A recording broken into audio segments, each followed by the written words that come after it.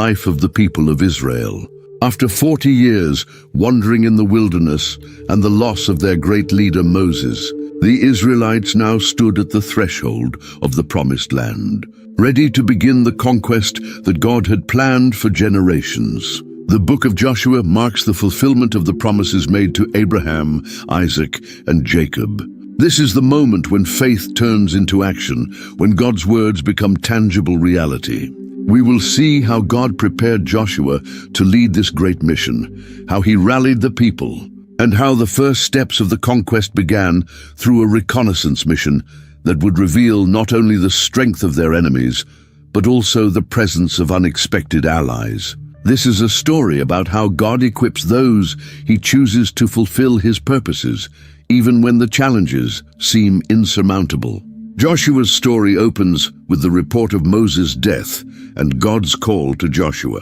In Joshua 1:1-2 we read, "After the death of Moses, the servant of the Lord said to Joshua, son of Nun, Moses' aide, 'Moses, my servant, is dead. Now then, you and all these people, get ready to cross the Jordan River into the land I am about to give to them, to the Israelites.'" With these words, God marked the beginning of a new era for Israel. Moses, the great liberator and mediator who had led the people for 40 years through the wilderness, was no longer with them. His body had been buried by God in the plains of Moab, and now it was time to move forward.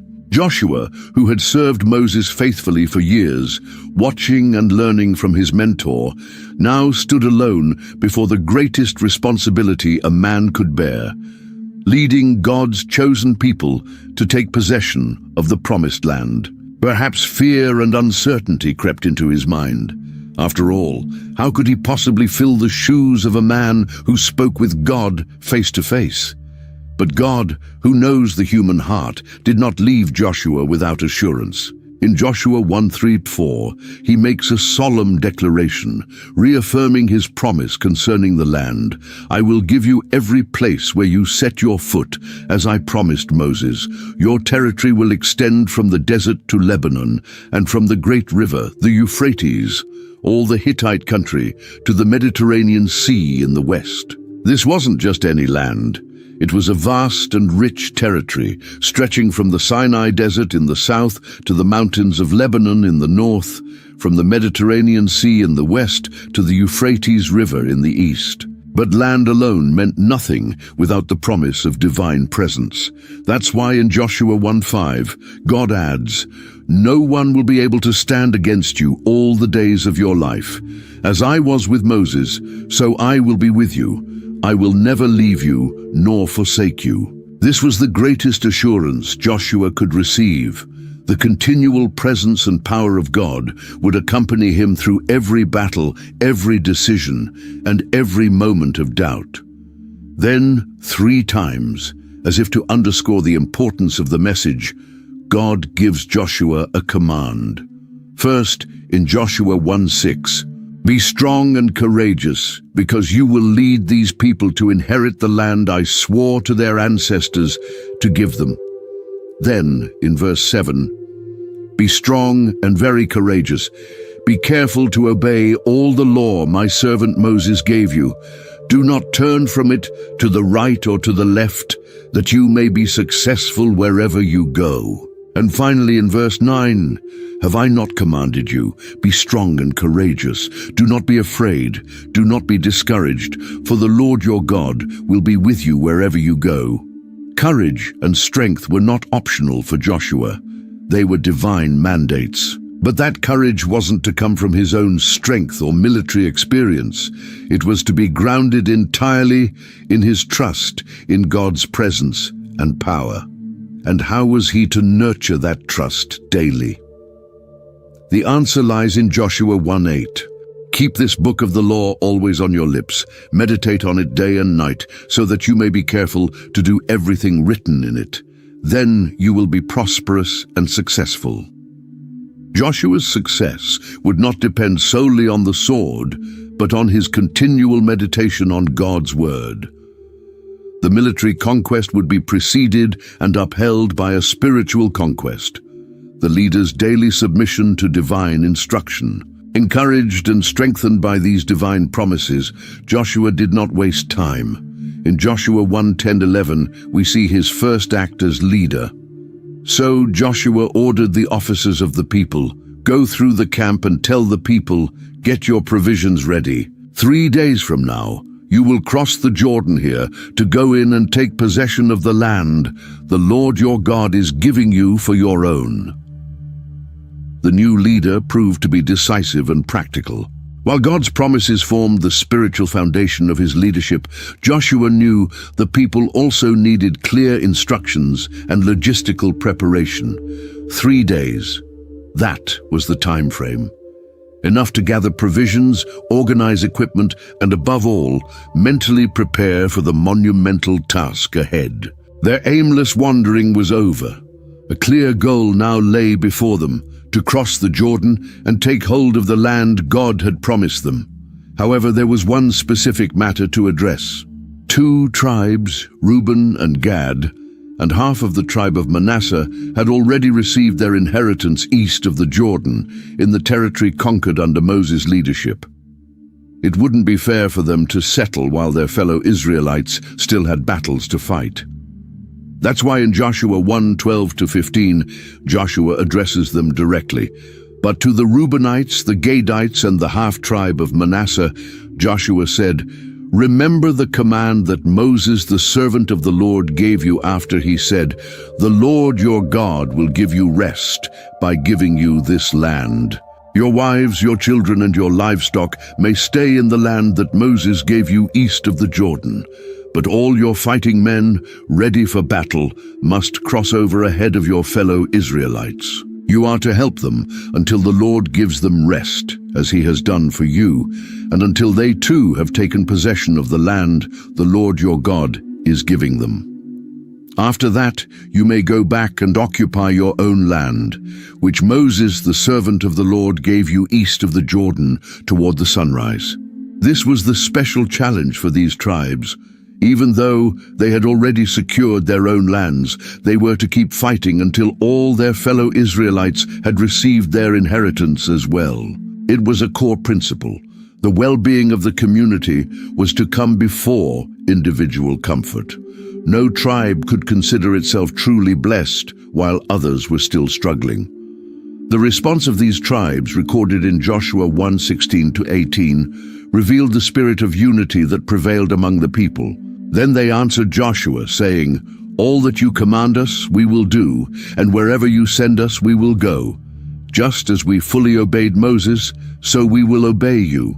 Only may the Lord your God be with you, as he was with Moses. Anyone who rebels against your command and does not obey your words, whatever you command him, shall be put to death.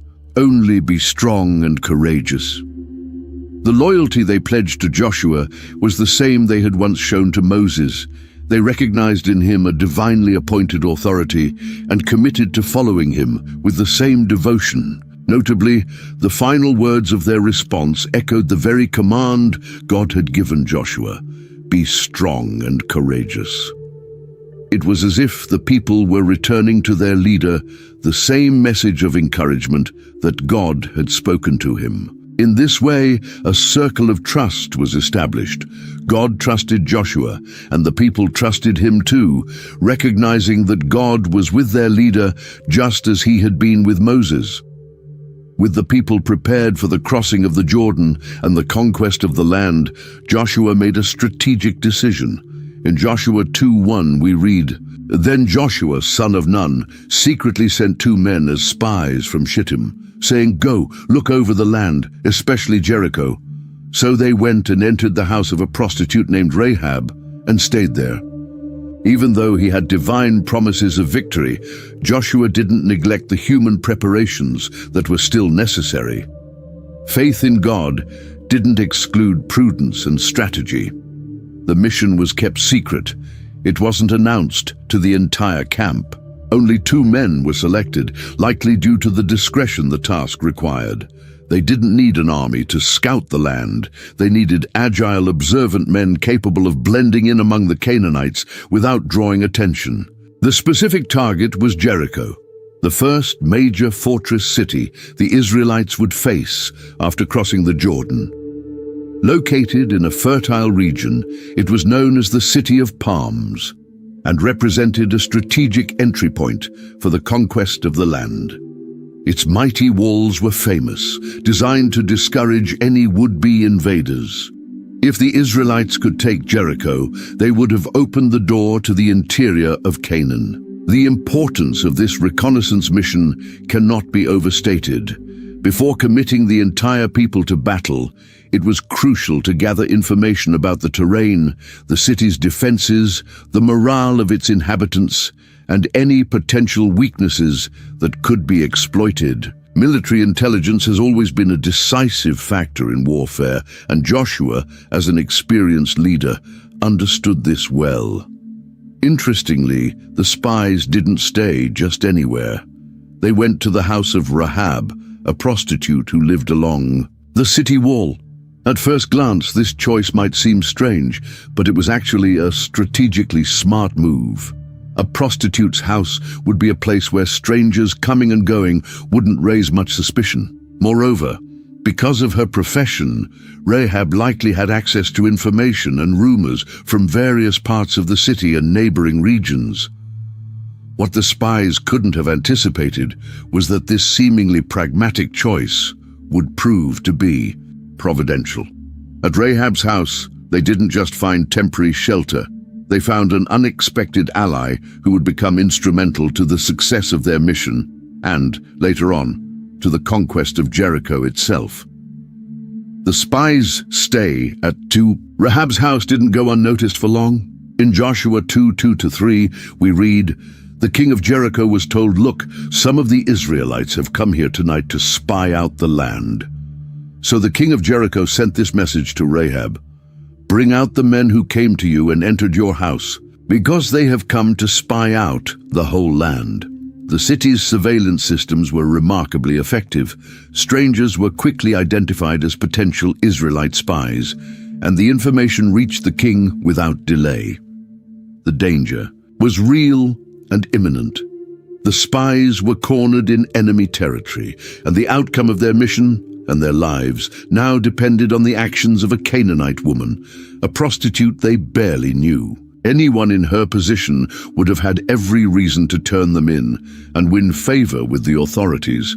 Surprisingly, Rahab did the exact opposite.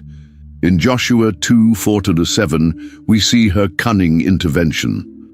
But the woman had taken the two men and hidden them. She said, "Yes, the men came to me, but I did not know where they had come from. At dusk, when it was time to close the city gate, they left. I don't know which way they went. Go after them quickly. You may catch up with them." But she had taken them up to the roof and hidden them under the stalks of flax she had laid out on the roof.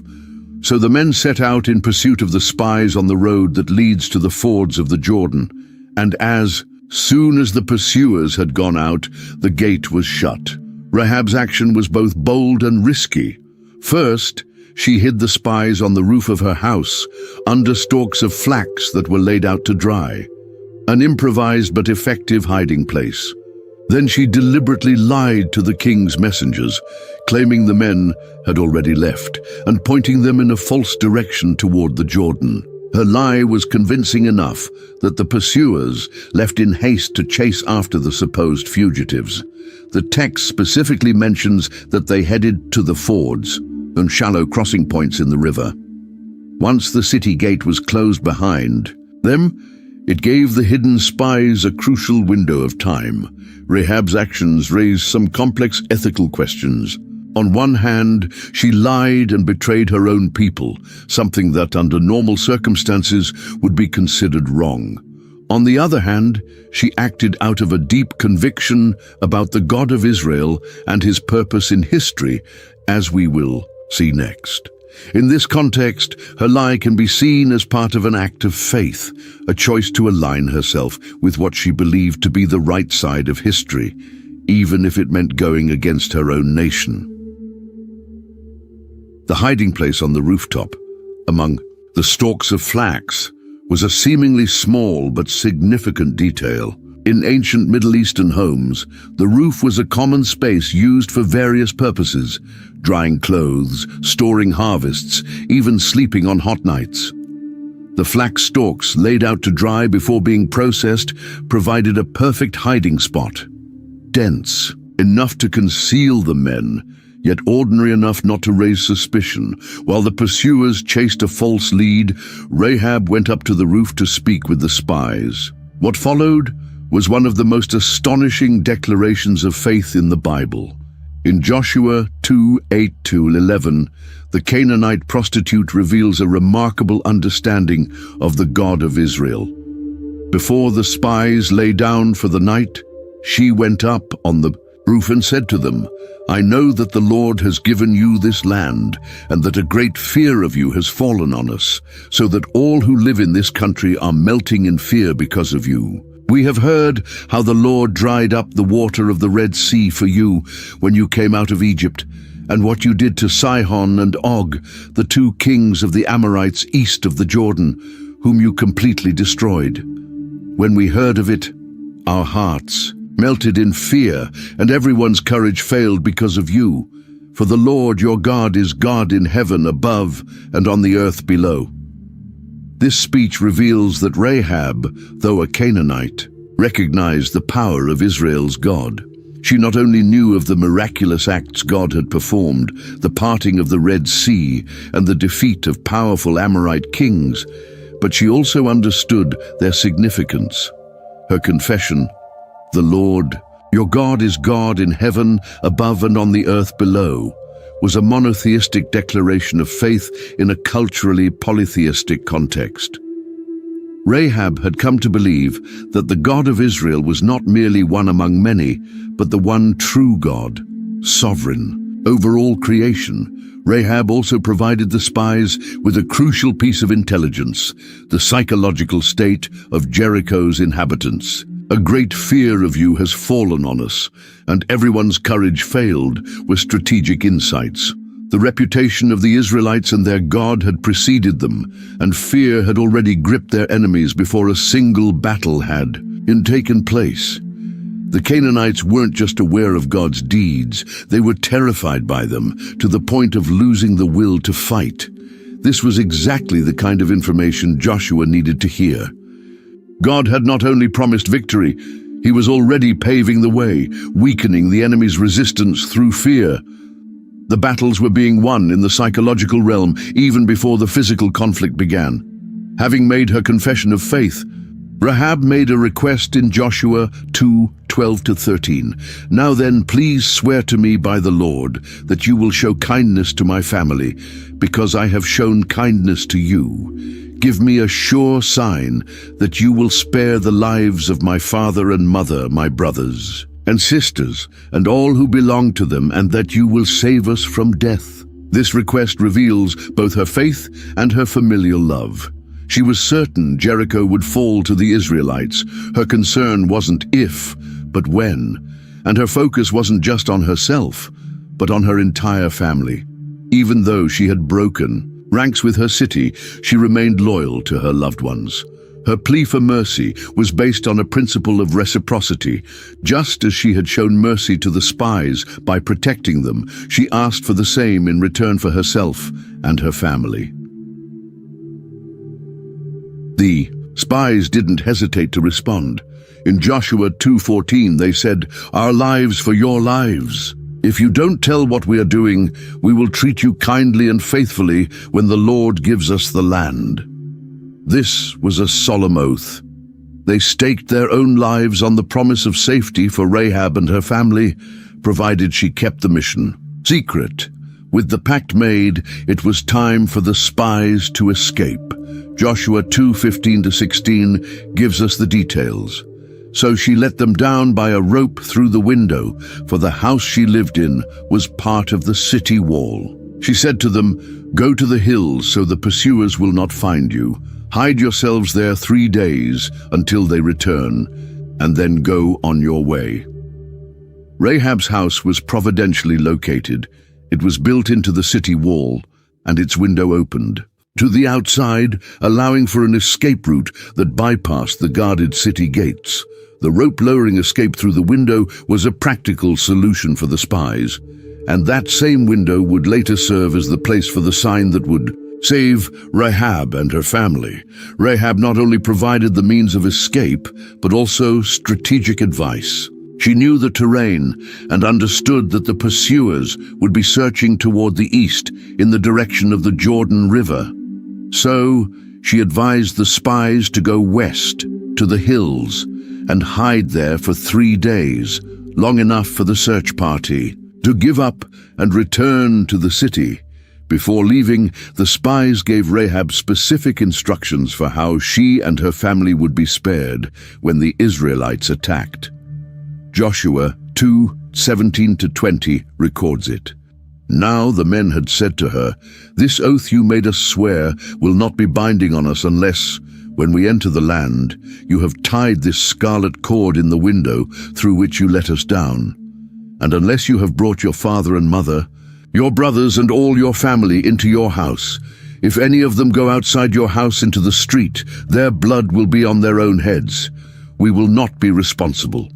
As for those who are in the house with you, their blood will be on our head if a hand is laid on them.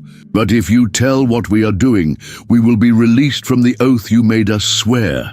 The chosen sign was significant, a cord of scarlet thread, red in color, tied to the same window through which the spies had descended. This cord would be visible to the Israelite troops during the attack and would serve as a marker identifying the house to be spared. The red color was fitting, vivid and easily noticeable even from a distance. Some biblical scholars see this red cord as a foreshadowing of the blood of Christ, which would later save not just a single family, but all of humanity. Just as the blood of the Passover lamb on the doorposts had protected the Israelites during the final plague in Egypt, the red cord in Rahab's window would protect her household during the destruction of Jericho. These thematic connections between salvation and blood run throughout the biblical narrative. The terms of the agreement were clear. All of Rahab's family members had to be inside the house marked by the red cord. Anyone who left the house during the attack would not be covered by the covenant. It was a shared responsibility. The spies would guarantee the safety of everyone inside the house, but Rahab had to ensure that her whole family was gathered there at the time of the assault. Rahab readily accepted these conditions. In Joshua 2:21 we read, "Agreed," she replied, "let it be as you say." So she sent them away and they departed, and she tied the scarlet cord in the window. Her prompt action in tying the cord to the window immediately demonstrates her faith in the spy's word and her conviction that the conquest of Jericho by the Israelites was imminent and certain. Following Rahab's advice, the spies headed for the mountains. Joshua 2:22 tells us, "So they left and went into the hills and stayed there 3 days until the pursuers had searched all along the road and returned without finding them." The plan worked perfectly. While the pursuers searched toward the Jordan, the spies were hidden in the opposite direction in the western hills. After 3 days, when they judged it safe, they came down from the hills, crossed the river, and returned to the Israelite camp. Their return is described in Joshua 2:23-24. Then the 2 men started back. They went down out of the hills, forded the river, and came to Joshua son of Nun, and told him everything that had happened to them. They said to Joshua, "The Lord has surely given the whole land into our hands. All the people are melting in fear because of us." The report they brought to Joshua was extremely positive and encouraging. It confirmed exactly what God had promised. The victory was guaranteed, not just by military strength, but because God had already gone ahead and struck fear into the hearts of their enemies. The spy mission was a complete success. The spies not only scouted the territory and returned safely, but also brought back valuable strategic insight into the psychological state of Jericho's inhabitants. Moreover, they had forged an alliance with Rahab, which would prove critical during the city's conquest. What began as a simple reconnaissance operation turned into a powerful testimony of God's sovereignty, all the way for the fulfillment of his promises. Chapter 3 of Joshua begins with the final preparations before the great crossing. In the first verse, we see, early in the morning, Joshua and all the Israelites set out from Shittim and went to the Jordan, where they camped before crossing over. It was a short move, but a significant one. They were leaving Shittim, their last encampment in the wilderness, and approaching the riverbank. There they stayed for 3 days, a final pause before the momentous event. During those 3 days, anticipation grew. The people could see the river, hear it, perhaps even smell the damp, lush land on the other side. The promised land was literally in sight, separated only by that flowing current. But what a current! During harvest season, the Jordan was no calm stream. It was full, overflowing, an apparently impassable barrier for such a large crowd. After 3 days, it was time to act. Joshua 3:2-4 tells us, after 3 days, the officers went throughout the camp, giving orders to the people, "When you see the ark of the covenant of the Lord your God, and the Levitical priests carrying it, you are to move out from your positions and follow it. Then you will know which way to go, since you have never been this way before. But keep a distance of about 2,000 cubits between you and the ark. Do not go near it." The instructions were clear. They were to follow the Ark of the Covenant, keeping a respectful distance of about 1,000 meters. This distance wasn't just out of reverence, it was also practical, ensuring everyone could see the Ark, which would serve as a guide along this uncharted path. The note that you have never been this way before underscored that they were about to do something unprecedented, something no previous generation had experienced. But before crossing, spiritual preparation was necessary. In Joshua 3:5 we read, Joshua told the people, "Consecrate yourselves, for tomorrow the Lord will do amazing things among you." Consecration was a ritual purification process that could involve washing clothes, abstaining from sexual relations, and focusing the mind and heart on God's presence. It was an acknowledgement that they were about to witness something sacred, something that required reverence and proper preparation. Finally, in Joshua 3:6, we see a specific instruction to the priests. Joshua said to the priests, "Take up the Ark of the Covenant and pass on ahead of the people." So they took it up and went ahead of them. It was not the warriors but the priests who would face the raging river first, carrying the Ark of the Covenant, the holiest symbol of God's presence among them. They would lead the way across this impossible crossing. The Ark was not merely a religious symbol. It was regarded as the very throne of God on earth. Made of acacia wood, overlaid with pure gold, it contained the tablets of the law given to Moses on Mount Sinai, a portion of the manna that had sustained the people in the wilderness, and Aaron's rod that had budded. Its lid, known as the mercy seat, was adorned with 2 golden cherubim with outstretched wings.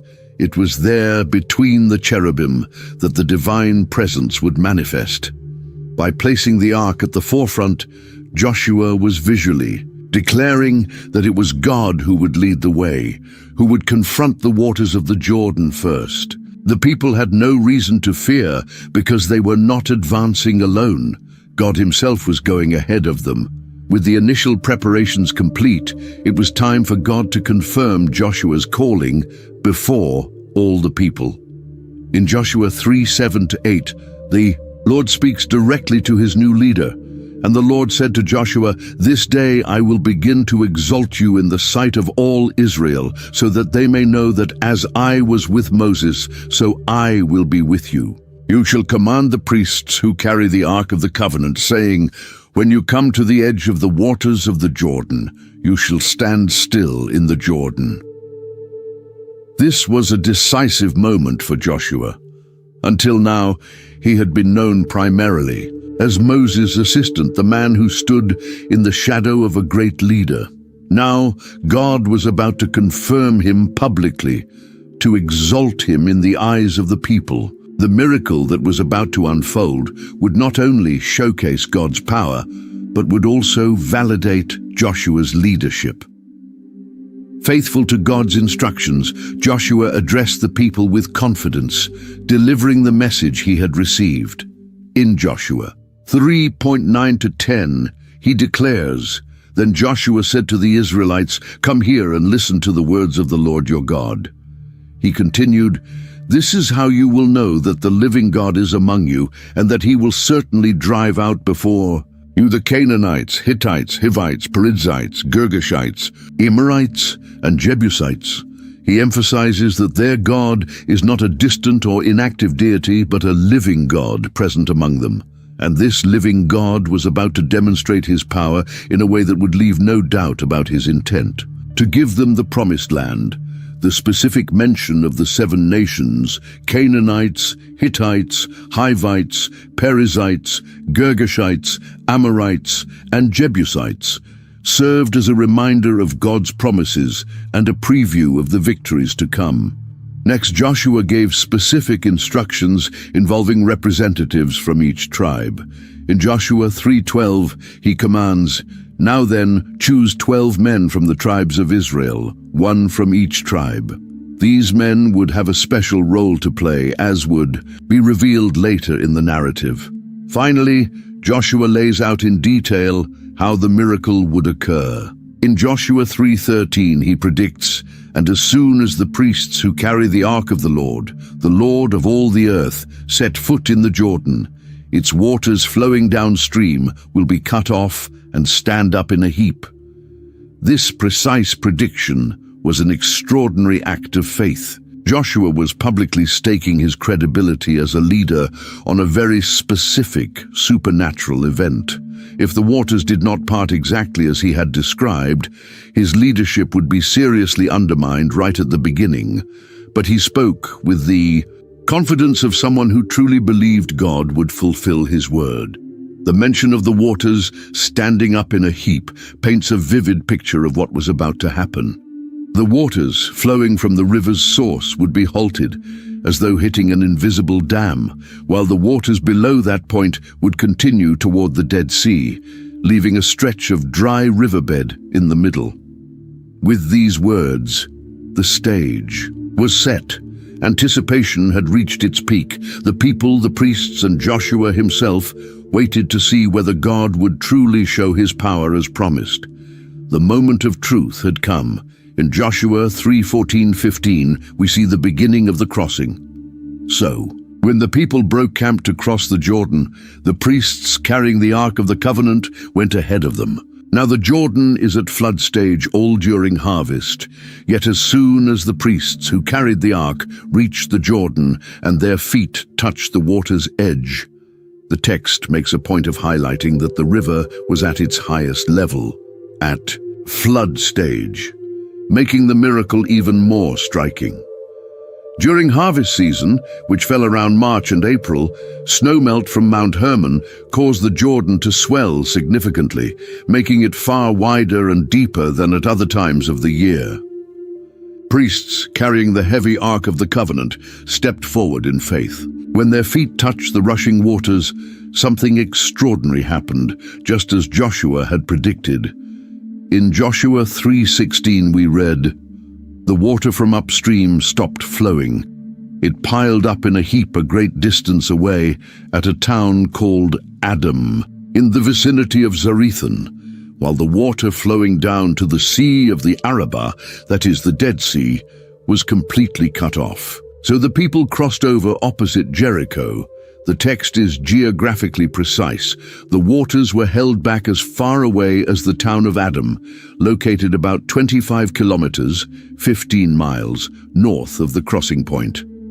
This meant a long stretch of the riverbed was exposed, allowing for a broad passage for the people. Adam was near Zarethan, likely at the confluence of the Jabbok and the Jordan rivers, where the valley narrows, and such a stoppage would have maximum effect. The waters downstream continued flowing naturally to the Dead Sea, gradually leaving the riverbed dry. Opposite Jericho, where the Israelites were preparing to cross, the path was now completely open. With the miraculous way cleared, the priests positioned themselves strategically. In Joshua 3:17 we read, "The priests who carried the ark of the covenant of the Lord stood firm on dry ground in the middle of the Jordan, while all Israel passed by until the whole nation had completed the crossing on dry ground." The image is powerful. The priests, carrying the Ark of the Covenant, stood still at the deepest point of the riverbed, while all the people, men, women, children, the elderly, along with flocks and belongings, passed around them. They remained there, steadfast, like sentinels guarding the path opened by God. The text specifies that the riverbed was dry ground, not muddy or swampy, but completely dry, allowing for an easy and safe crossing. This made the miracle even more striking and practical. It wasn't merely a partial parting of the waters or a reduction in the current. It was a complete transformation of the terrain, turning the bed of a rushing river into a dry road. The crossing of all Israel could not have been a quick one.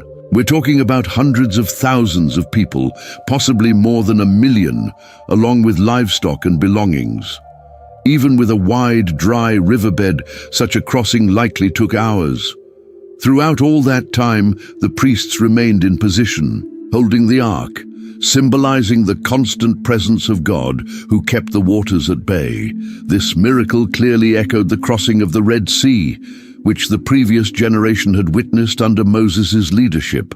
Now a new generation experienced that same divine power under the leadership of Joshua. The message was clear. The same God who delivered their ancestors from slavery in Egypt was now leading them to conquer the Promised Land. Once the crossing was complete, God commanded that a memorial be created to preserve the memory of this extraordinary event. In Joshua 4:1-3, we read, "When the whole nation had finished crossing the Jordan, the Lord said to Joshua, 'Choose 12 men from among the people, 1 from each tribe, and tell them to take up 12 stones from the middle of the Jordan, from right where the priests stood, and carry them over with you, and put them down at the place where you stay tonight.'" Now we understand the purpose behind the earlier selection of 12 men, 1 from each tribe. They were to collect 12 stones from the middle of the dry Jordan riverbed, specifically from the spot where the priests had stood with the ark, and carry them to the first campsite on Canaanite soil. These were not just any stones. They were silent witnesses of the miracle, taken from a place normally unreachable, submerged by the river's rushing waters. Joshua promptly followed God's instructions. In Joshua 4:4-7 we read, "So Joshua called together the 12 men he had appointed from the Israelites, 1 from each tribe, and said to them, 'Go over before the ark of the Lord your God into the middle of the Jordan. Each of you is to take up a stone on his shoulder, according to the number of the tribes of the Israelites, to serve as a sign among you. In the future, when your children ask you, 'What do these stones mean?' tell them that the flow of the Jordan was cut off before the Ark of the Covenant of the Lord. When it crossed the Jordan, the waters of the Jordan were cut off. These stones are to be a memorial to the people of Israel forever." The purpose of the memorial was both educational and commemorative. The stones would serve as a starting point for conversations between generations. When children in the future, curious about this pile of stones, asked what it meant, parents would have the opportunity to recount the miracle and pass on the faith. It was a divine strategy to preserve the memory of his mighty deeds across the generations. In Joshua 4:8, we see that the command was carried out precisely, so the Israelites did as Joshua commanded. They took 12 stones from the middle of the Jordan, according to the number of the tribes of the Israelites, as the Lord had told Joshua, and they carried them over with them to their camp, where they put them down. In addition to the memorial, That would be set up at the campsite. Joshua also established another one right in the middle of the river. Joshua 4:9 tells us, Joshua set up the 12 stones that had been in the middle of the Jordan at the spot where the priests who carried the Ark of the Covenant had stood. And they are there to this day. This second memorial would usually be submerged under the river's waters, visible perhaps only during times of extreme drought, serving as an additional testimony of the miracle for future generations. Meanwhile, the priests stood firm in the middle of the river. Joshua 4:10-11 tells us, now the priests who carried the ark remained standing in the middle of the Jordan until everything the Lord had commanded Joshua was done by the people, just as Moses had directed Joshua. The people hurried over, and as soon as all of them had crossed, the ark of the Lord and the priests came to the other side while the people watched. Only when the last Israelite had reached the western bank, only after the 12 stones had been gathered and all preparations completed, did the priests finally receive permission to leave their position in the river. They came out in order, still carrying the ark under the watchful eyes of the people. Their exit marked the end of the miracle and the return of the waters to their natural course. The crossing had been commanded and completed, with the tribes of Reuben, Gad, and the half-tribe of Manasseh fulfilling their promise to assist their fellow Israelites. Joshua 4:12-13 says, the men of Reuben, Gad, and the half-tribe of Manasseh crossed over, ready for battle in front of the Israelites, as Moses had directed them. About 40,000 armed for battle crossed over before the Lord to the plains of Jericho for war. These tribes, who'd already received their inheritance east of the Jordan during Moses' time, honored their word by helping the other tribes conquer their share of the promised land. Around 40,000 warriors from these tribes crossed the river, ready to fight alongside their brothers. The result of this entire experience was exactly what God had promised Joshua. In Joshua 4:14 we read, that day the Lord exalted Joshua in the sight of all Israel, and they stood in awe of him all the days of his life, just as they had stood in awe of Moses. The miracle served to confirm Joshua as the legitimate successor to Moses, granting him the authority needed to lead the people through the upcoming conquests. Once the priests stepped out of the riverbed, the miracle ended just as dramatically as it had begun. In Joshua 4:15-18 we read, then the Lord spoke to Joshua, saying, command the priests who carry the ark of the testimony to come up out of the Jordan. So Joshua commanded the priests, saying, come up out of the Jordan. And when the priests who carried the ark of the covenant of the Lord came up from the middle of the Jordan, and the soles of their feet stepped onto dry ground, the waters of the Jordan returned to their place and ran at flood stage as before. The waters, which had been miraculously held back, were released the moment the last priest set foot on the western bank. The Jordan resumed its flow as before, overflowing its banks as if nothing had ever happened. The miracle lasted exactly as long as it was needed, not a moment more, not a moment less. The camp was set up at Gilgal, and there the stones were arranged as a memorial. In Joshua 4:19-24 we read, on the 10th day of the first month, the people went up from the Jordan and camped at Gilgal on the eastern border of Jericho. And Joshua set up at Gilgal the 12 stones they had taken out of the Jordan. He said to the Israelites, in the future, when your children ask their parents, what do these stones mean? Tell them, Israel crossed the Jordan on dry ground. For the Lord your God dried up the Jordan before you until you had crossed over, just as the Lord your God did to the Red Sea, which he dried up before us until we had crossed over. He did this so that all the peoples of the earth might know that the hand of the Lord is powerful, and so that you might always fear the Lord your God. The memorial at Gilgal served two purposes. Internally, it would remind the Israelites of God's power and faithfulness. Externally, it would stand as a testimony to the surrounding nations of the strength of Israel's God. The exact date of the crossing, the 10th day of the first month, was recorded, marking this historic moment in Israel's calendar.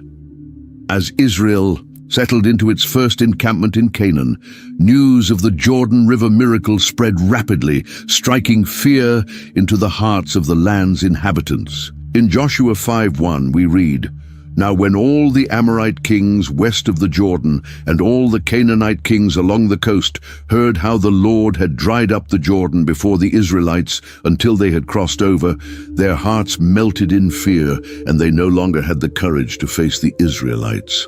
The reaction of the Canaanites is vividly described. Their hearts melted, and they lost all courage. This was more than the natural fear of a powerful enemy.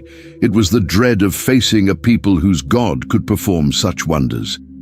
If the God of Israel could dry up a raging river, what chance did they have against such power? This widespread fear granted Israel a strategic window, a time to organize and, more importantly, to renew themselves spiritually before the battles ahead. God used this moment to command the performance of an important covenant ritual that had been neglected during the wilderness years. In Joshua 5:2-3, we read, "At that time the Lord said to Joshua, 'Make flint knives and circumcise the Israelites again.' So Joshua made flint knives and circumcised the Israelites at Gibeath Haraloth." Circumcision was the physical sign of the covenant between God and Abraham's descendants. It was a mark on the flesh that identified a man as a member of God's chosen people. During the 40 years of wilderness wandering, this ritual had been neglected. None of the men born after the exodus from Egypt had been circumcised. The reason for this neglect is explained in Joshua 5:4-7. Now this is why Joshua circumcised them.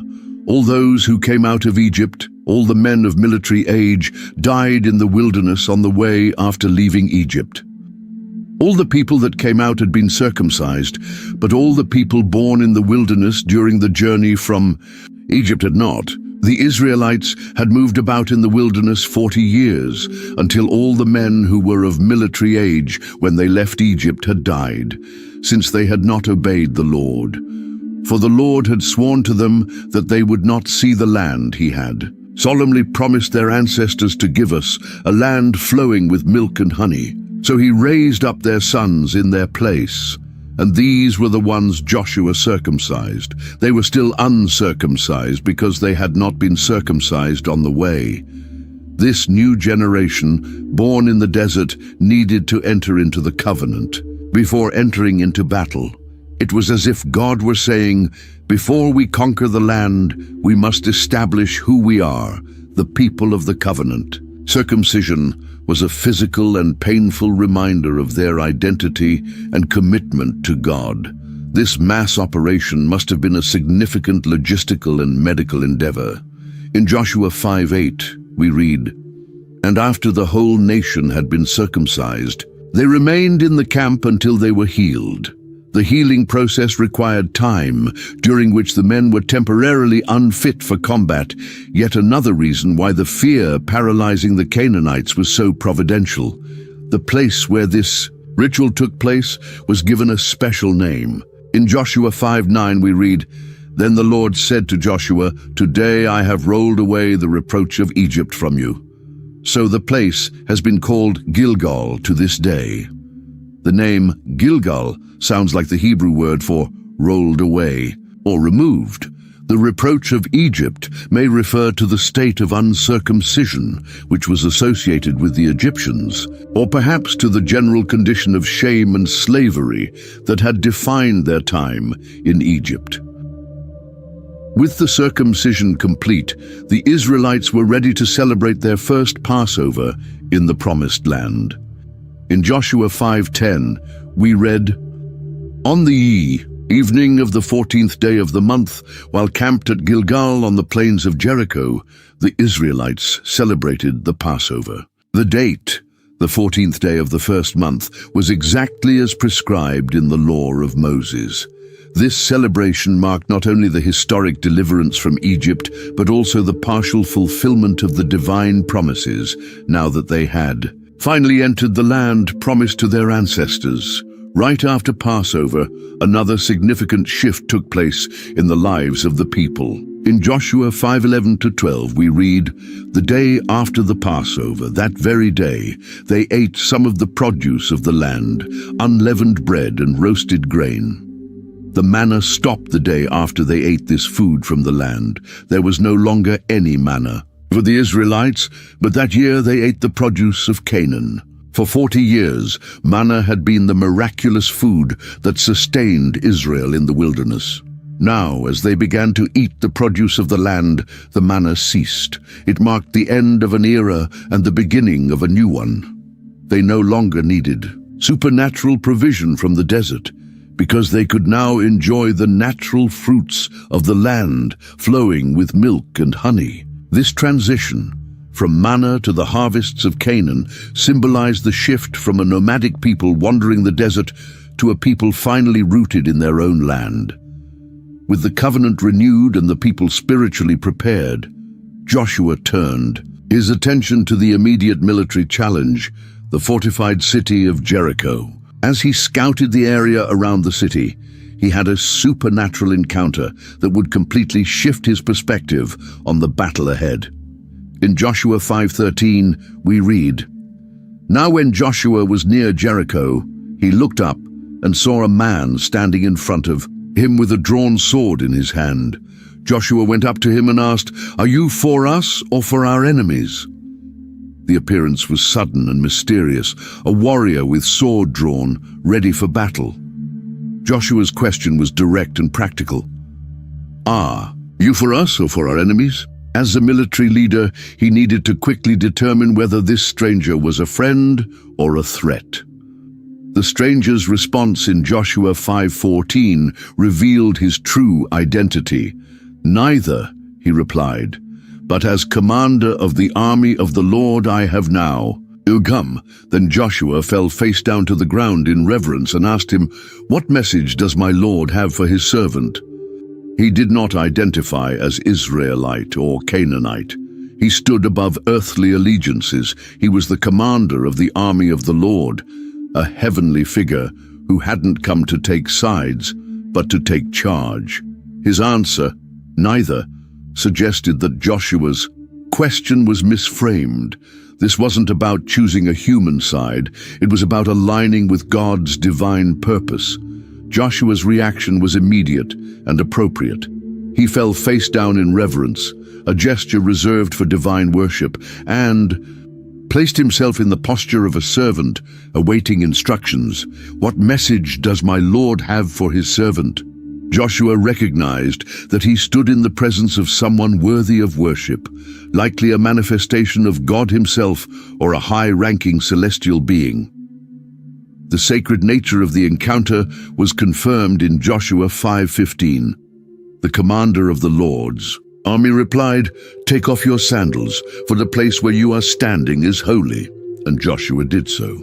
This command echoed the experience of Moses at the burning bush on Mount Sinai, Exodus 3:5, when God similarly told him to remove his sandals because he was standing on holy ground.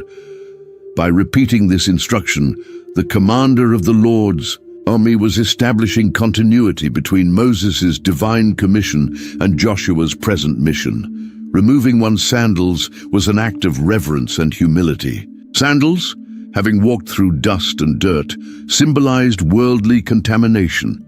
Taking them off acknowledged the holiness of the moment and the place. It was a symbolic shedding of impurity in preparation for receiving divine instruction. The text ends abruptly, without recording the rest of the conversation between Joshua and the commander. But the very next chapter begins with specific instructions on how to take Jericho, directions so unconventional that they clearly stemmed from this supernatural encounter. The strategy would defy all conventional military logic, making it absolutely clear that victory would come from the Lord, not from human strength or planning. This mysterious encounter served as a powerful reminder for Joshua on the eve of battle. He was not in command. He was under command, under the authority of the heavenly commander. The seemingly impenetrable walls of Jericho, which must have looked daunting up close, would pose no threat to the army of the Lord. So, with the miraculous crossing of the Jordan behind them, the covenant rituals renewed, and this divine encounter burned into Joshua's memory. Israel was now spiritually equipped to begin the conquest of the Promised Land. The stage was set for their first spectacular victory, the fall of Jericho's walls. After meeting the commander of the Lord's army, Joshua refocused on Jericho, the first city to be conquered in the Promised Land. Joshua 6:1 describes the situation. Now, Jericho was tightly shut up because of the Israelites. No one went out and no one came in. Fear had gripped the people of Jericho. News of the miraculous crossing of the Jordan and the power of Israel's God had certainly reached them, and their response was to shut themselves behind massive walls. As Joshua considered how to attack such a heavily fortified city, the Lord spoke to him directly, revealing a battle strategy that defied all military logic. In Joshua 6:2-5, we read these surprising instructions. Then the Lord said to Joshua, "See, I have delivered Jericho into your hands, along with its king and its fighting men. March around the city once with all the armed men. Do this for 6 days. Have 7 priests carry 7 trumpets of ram's horns in front of the ark. On the 7th day, march around the city 7 times, with the priests blowing the trumpets. When you hear them sound a long blast on the ram's horns, have all the people give a loud shout. Then the wall of the city will collapse and the people will go up, every man straight in." What a strange strategy. There would be no siege engines, no ladders to scale the walls, no secret tunnels. Just a procession around the city, day after day, culminating in trumpets and shouting. Militarily, it made no sense, but this was as much a spiritual battle as it was a physical one, and God wanted it to be unmistakably clear that the victory would come from Him, not from human strength or tactics. Joshua accepted the divine plan without question. In Joshua 6:6-7, he relayed God's commands to the priests and the people. So Joshua, son of Nun, called the priests and said to them, "Take up the ark of the covenant of the Lord, and have 7 priests carry trumpets of ram's horns in front of it." And he ordered the army, "Advance, march around the city with an armed guard going ahead of the ark of the Lord." The procession was to be led by armed men, followed by the 7 priests blowing the ram's horn trumpets. Then the Ark of the Covenant carried by other priests, and finally the rest of the people. The Ark, representing God's presence, was at the heart of this military operation. Joshua also gave specific instructions about maintaining silence during the marches. In Joshua 6:10, he commands, "But Joshua had commanded the army, 'Do not give a war cry. Do not raise your voices. Do not say a word until the day I tell you to shout. Then shout.'" This silence wasn't just a tactic to surprise the enemy. It was a display of discipline and focus. It was a silence heavy with expectation and tension, like the calm before a storm. Thus began one of the most unusual sieges in military history. In Joshua 6:8-9, we read about the first day. When Joshua had spoken to the people, the 7 priests carrying the 7 trumpets before the Lord went forward, blowing their trumpets, and the ark of the Lord's covenant followed them. The armed guard marched ahead of the priests who blew the trumpets, and the rear guard followed the ark, all the while the trumpets were sounding. The scene must have been astonishing and perhaps unsettling for the inhabitants of Jericho. From atop their walls, they watched the strange procession approach, armed men marching in silence, priests blowing ram's horn trumpets, a golden ark being carried with reverence, and thousands of people walking silently behind it. Then, after one lap around the city, the whole procession simply returned to the Israelite camp. What kind of warfare was this? Joshua 6:11 records the end of the first day. So he had the ark of the Lord carried around the city, circling it once. Then the army returned to camp and spent the night there. After completing the circuit, the Israelites didn't attack. There was no attempt to scale the walls, no shouting or taunting, just that odd procession, and then nothing. But that was just the first day. In Joshua 6:12-14, we see the same pattern repeated for 6 consecutive days. Joshua got up early the next morning, and the priests took up the ark of the Lord. The 7 priests carrying the 7. Trumpets went forward, marching before the ark of the Lord and blowing the trumpets. The armed men went ahead of them, and the rear guard followed the ark of the Lord, while the trumpets kept sounding. So on the second day they marched around the city once and returned to the camp. They did this for 6 days. Imagine the growing tension inside Jericho.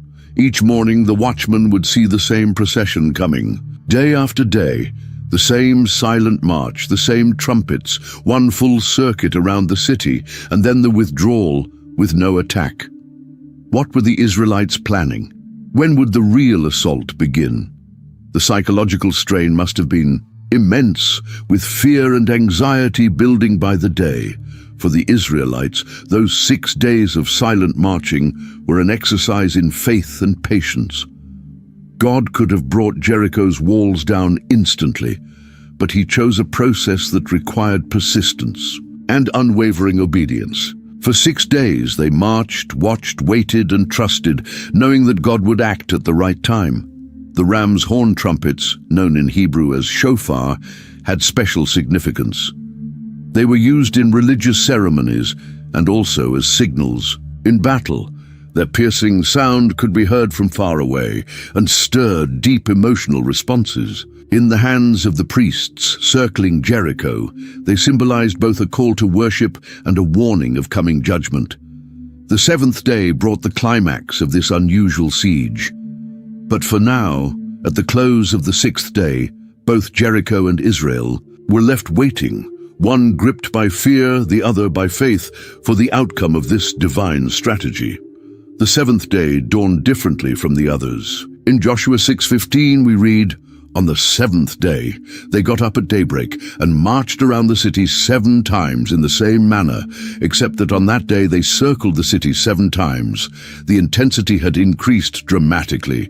Instead of the usual single lap, they were to circle the city 7 times, all in one day. Imagine the physical effort and endurance required. A single lap around a city like ancient Jericho was already a significant walk. 7 laps was an even greater challenge. All this while carrying weapons, the heavy Ark of the Covenant, and with trumpets sounding without pause. It was a test of stamina as much as faith. For the people of Jericho, watching from their walls, this shift in routine must have been deeply unsettling. Why were the Israelites circling so many times today? What did this escalation mean? With each completed circuit, the tension climbed higher. Finally, at the end of the 7th lap on the 7th day, the decisive moment arrived. Joshua 6:16 tells us, the 7th time around, when the priests sounded the trumpet blast, Joshua commanded the army, "Shout, for the Lord has given you the city." After 6 days of enforced silence, the order to shout must have come like a thunderclap. And this was no ordinary cry. It was a mighty war cry, a shout of faith and assured victory. Thousands of voices that had remained silent for nearly a week now erupted in one deafening roar. Before the shouting began, Joshua had given specific instructions about what was to be done with the city after its capture. In Joshua 6:17-19, he declares, "The city and all that is in it are to be devoted to the Lord. Only Rahab the prostitute and all who are with her in her house shall be spared, because she hid the spies we sent. But keep away from the devoted things, so that you will not bring about your own destruction by taking any of them. Otherwise, you will make the camp of Israel liable to destruction and bring trouble on it. All the silver and gold and the articles of bronze and iron are sacred to the Lord and must go into his treasury. The city was to be placed under a ban or devotion. terms that signified total consecration to destruction. Nothing could be kept for personal use. Everything was either to be destroyed or dedicated to the Lord's treasury. The only exception was Rahab and her household, protected by the promise made by the spies.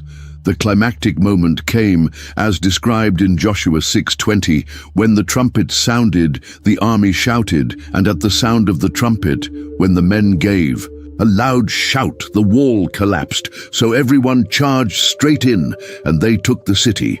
It was a moment of pure divine power. At the sound of the trumpets and the people's shout, the mighty walls of Jericho, which had withstood countless assaults over centuries, simply crumbled. It wasn't a partial collapse or a breach in a few places. The text indicates that the walls fell completely, enabling the Israelites to march straight in, each man heading directly for the section before him. Archaeologists have debated the exact nature of this collapse. Some suggest it may have been a divinely timed earthquake. Others propose that the collective shout and trumpet blast may have caused resonant vibrations that compromised the wall's structure. Regardless of the physical mechanism, the biblical account makes it clear that this was a supernatural act, a miracle demonstrating the power of Israel's God. With the city's defenses destroyed, the Israelites faithfully carried out the divine orders. Joshua 6:21 describes the outcome. They devoted the city to the Lord and destroyed with the sword every living thing in it, men and women, young and old, cattle, sheep and donkeys. This complete destruction, known as herem in Hebrew, was a form of sacred warfare common in the ancient Near East. In Israel's context, it carried theological significance. These nations were being judged for centuries of idolatry and detestable practices, and Israel was acting as the instrument of divine justice. The land was being purified in preparation for the establishment of the covenant people. The fall of Jericho wasn't just a military victory, it was a dramatic sign that the God of Israel was fulfilling his promises and fighting on behalf of his people. The first major city of Canaan had fallen, not by military might, but by the power of faith and obedience to divine instruction, no matter how illogical it may have seemed from a human perspective. Amid the total destruction of Jericho, there was one notable exception, the house of Rahab, the woman who had hidden the Israelite spies. In Joshua 6:22-23, we see how Joshua honored the commitment made to her. Joshua said to the two men who had spied out the land, "Go into the prostitute's house and bring her out and all who belong to her in accordance with your oath." To her. So the young men who had done the spying went in and brought out Rahab, her father and mother, her brothers and sisters, and all who belonged to her. They brought out her entire family and put them in a place outside the camp of Israel. The two spies Rahab had protected now returned to rescue her. It was a moment of honor and gratitude, the fulfillment of a solemn promise. They didn't just save Rahab. They rescued her entire extended family, parents, siblings, and likely other relatives who had sought shelter in her home, marked by the scarlet cord. At first, they were placed outside the camp of Israel, likely in a temporary settlement. This was necessary because, as Canaanites, they were considered ritually impure and had to undergo a purification process before being fully integrated into the Israelite community. While the rest of Jericho was consumed by fire, Rahab's fate is again noted in Joshua 6:24. Then they burned the whole city and everything in it, but they put the silver and gold and the articles of bronze and iron into the treasury of the Lord's house. The destruction was total, but the precious metals and valuable items were preserved, not for the conqueror's personal gain, but for the Lord's treasury. This was the first fruits of the conquest, dedicated entirely to God as a recognition that it was He who had granted the victory. Rahab's final fate is revealed in Joshua 6:25. But Joshua spared Rahab the prostitute, with her family and all. who belonged to her because she hid the men Joshua had sent as spies to Jericho, and she lives among the Israelites to this day. After the period of purification, Rahab and her family were fully incorporated into the Israelite community. They weren't merely tolerated as resident foreigners, they became an integral part of the covenant people. The phrase, "she lives among the Israelites to this day," indicates that at the time the book of Joshua was written, Rahab's descendants were still known and recognized within the community. She left a lasting legacy, accepted not only as a resident but as a true Israelite by adoption. The New Testament sheds even more light on this woman's extraordinary destiny. In Matthew 1:5, we learn that Rahab married Salmon, an Israelite, from the tribe of Judah, and became the mother of Boaz, who would later marry Ruth. This made Rahab a direct ancestor of King David and eventually of Jesus Christ. The former Canaanite prostitute, who had shown faith in the God of Israel even before fully knowing him, was given the honor of being included in the Messiah's genealogy. In Hebrews 11:31, Rahab is listed among the heroes of faith. By faith, the prostitute Rahab, because she welcomed the spies, was not killed with those who were disobedient. And in James 2:25, she is cited as an example of faith expressed through action. In the same way, was not even Rahab the prostitute considered righteous for what she did when she gave lodging to the spies and sent them off in a different direction? Thus, Rahab's story presents a powerful contrast within the narrative of Jericho's conquest. While the city and its inhabitants were destroyed for their resistance to God, Rahab and her family were saved through faith and incorporated into the chosen people. She stands as a vivid example of how faith can transcend national, cultural, and even moral boundaries, allowing anyone who acknowledges and honors the true God to become part of his people. The spectacular victory at Jericho was meant to be just the beginning of a continuous series of conquests. With God clearly fighting for them, who could stand against Israel? However, Joshua chapter 7 opens on a somber note that would change the course of events. In Joshua 7:1, we read, "But the Israelites were unfaithful in regard to the devoted things. Achan, son of Carmi, the son of Zimri, the son of Zerah of the tribe of Judah, took some of them, so the Lord's anger burned against Israel." One man, Achan, had disobeyed the explicit command not to take anything for himself from the spoils of Jericho. His secret disobedience would lead to disastrous public consequences, affecting the entire nation. This introductory verse acts as a forewarning, revealing to the reader what the Israelites themselves did not yet know, the cause of the catastrophe about to unfold. Unaware of the hidden sin, Joshua proceeded with his conquest plans. In Joshua 7:2-3, he turned to the next target. Now Joshua sent men from Jericho to Ai, which is near Beth Aven to the east of Bethel, and told them, "Go up and spy out the region." So the men went up and spied out Ai. When they returned, to Joshua they said, "Not all the army will have to go up against Ai. Send 2,000 or 3,000 men to take it, and do not weary the whole army, for only a few people live there." It was a much smaller city than Jericho, apparently with less impressive defenses. The spies, perhaps overconfident after the miraculous victory at Jericho, recommended a limited strike. "Don't send the whole army," they said, "because the enemy is few." This advice reflected a mix of arrogance and self-reliance. They were now trusting their own military judgment instead of seeking divine guidance. Joshua accepted this advice without consulting the Lord, another sign of growing reliance on human ability over divine direction. In Joshua 7:4-5, we see the devastating consequences of that decision. So about 3,000 went up, but they were routed by the men of Ai, who killed about 36 of them.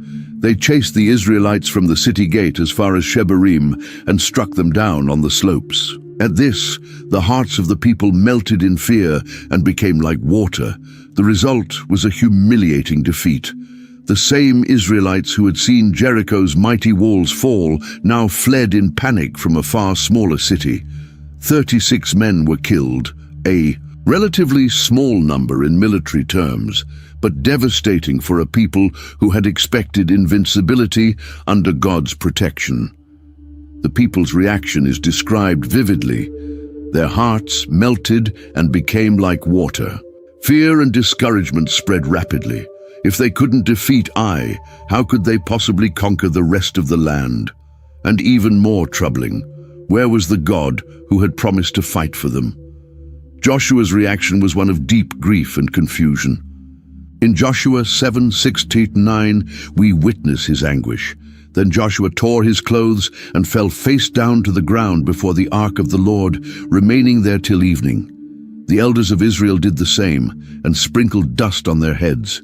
And Joshua said, "Alas, sovereign Lord, why did you ever bring this people across the Jordan to deliver us into the hands of the Amorites to destroy us? If only we had been content to stay on the other side of the Jordan. Pardon your servant, Lord. What can I say, now that Israel has been routed by its enemies? The Canaanites and the other people of the country will hear about this, and they will surround us and wipe out our name from the earth. What then will you do for your own great name?" This was a spiritual crisis for Joshua. Tearing one's clothes and covering oneself in dust were traditional expressions of profound mourning and distress. Bowing face down before the ark of the Lord reflected a desperate plea for divine answers. His anguished questions revealed his fear that God had abandoned Israel, or worse, had brought them this far only to destroy them. Joshua's final concern, "What then will you do for your own great name?" demonstrates a deeper theological insight. If Israel were destroyed, the surrounding nations would conclude that Israel's God was weak or unreliable, unable to protect his own people. God's reputation, his name, was at stake. God's response came swiftly, revealing the root cause of the disaster. In Joshua 7:10-12, the Lord said to Joshua, "Stand up. What are you doing down on your face? Israel has sinned. They have violated my covenant, which I commanded them to keep. They have taken some of the devoted things. They have stolen. They have lied. They have put them with their own possessions." That is why the Israelites cannot stand against their enemies. They turn their backs and run because they have been made liable to destruction. "I will not be with you anymore unless you destroy whatever among you is devoted to destruction." The problem wasn't that God had abandoned Israel. It was that Israel, through Achan's actions, had broken the covenant. The term devoted things, Hebrew herem, referred to objects set apart exclusively for God, either to be completely destroyed or consecrated for the sanctuary. Taking something herem was essentially stealing from God. God then commanded a process to identify the guilty party. In Joshua 7:13-15, he instructed, "Go consecrate the people. Tell them, consecrate yourselves in preparation for tomorrow. For this is what the Lord, the God of Israel, says. There are devoted things among you, Israel. You cannot stand against your enemies until you remove them. In the morning, present yourselves tribe by tribe. The tribe the Lord chooses shall come, forward clan by clan. The clan the Lord chooses shall come forward family by family, and the family the Lord chooses shall come forward man by man. Whoever is caught with the devoted things shall be destroyed by fire, along with all that belongs to him. He has violated the covenant of the Lord and has done an outrageous thing in Israel." The process described was methodical and public, ensuring that justice was carried out openly. It began with the tribes, then moved to the families within the chosen tribe, then the households within the selected family, and finally to the individuals within the chosen household. This method, likely involving the casting of lots or the use of the Urim and Thummim, divine instruments held by the high priest, made it clear that it was God identifying the guilty party, not a human making an arbitrary accusation. The punishment declared was severe. The guilty person and everything they owned would be burned. This reflected the gravity of the offense, described as a folly in Israel, a Hebrew expression denoting a deeply offensive act against the moral and religious order of the community. The next morning, Joshua implemented the identification process, exactly as the Lord had commanded. In Joshua 7:16-18, we read how events unfolded. Early the next morning, Joshua had Israel come forward tribe by tribe, and the tribe of Judah was chosen. The clans of Judah came forward, and the Zerahites were chosen. He had the clan of the Zerahites come forward by families, and Zabdi was chosen. Joshua had his family come forward man by man, and Achan son of Carmi, the son of Zabdi, the son of Zerah, of the tribe of Judah, was chosen. Step by step the circle tightened. First, the tribe of Judah was identified, ironically, the royal tribe from which the future King David would come. Then the Zerahite clan within Judah, then Zabdi's family, and finally Achan, son of Carmi, son of Zabdi. The detailed genealogy underscores the exact identity of the culprit. There was no room for doubt or ambiguity. With the guilty party identified, Joshua confronted him directly, but with a surprisingly pastoral tone. In Joshua 7:19 he says, "Then Joshua said to Achan, 'My son, give glory to the Lord, the God of Israel, and honor him. Tell me what you have done. Do not hide it from me.'" Notice Joshua's tone, "my son," an expression of empathy and personal connection rather than angry condemnation. He appeals to Achan to give glory to God through honest confession. This was a call to integrity, an invitation for Achan to reclaim at least a measure of honor through truth, even in the face of inevitable punishment. Achan responded with a full confession. In Joshua 7:20-21, he admits, "It is true, I have sinned against the Lord, the God of Israel. This is what I have done. When I saw in the plunder a beautiful Babylonian robe, 200 shekels of silver and a bar of gold, weighing 50 shekels, I coveted them and took them. They are hidden in the ground inside my tent, with the silver underneath." Achan's confession follows a classic pattern of temptation and sin. I saw, I coveted, I took. He didn't attempt to minimize or justify his actions. He openly acknowledged that he had sinned against the Lord.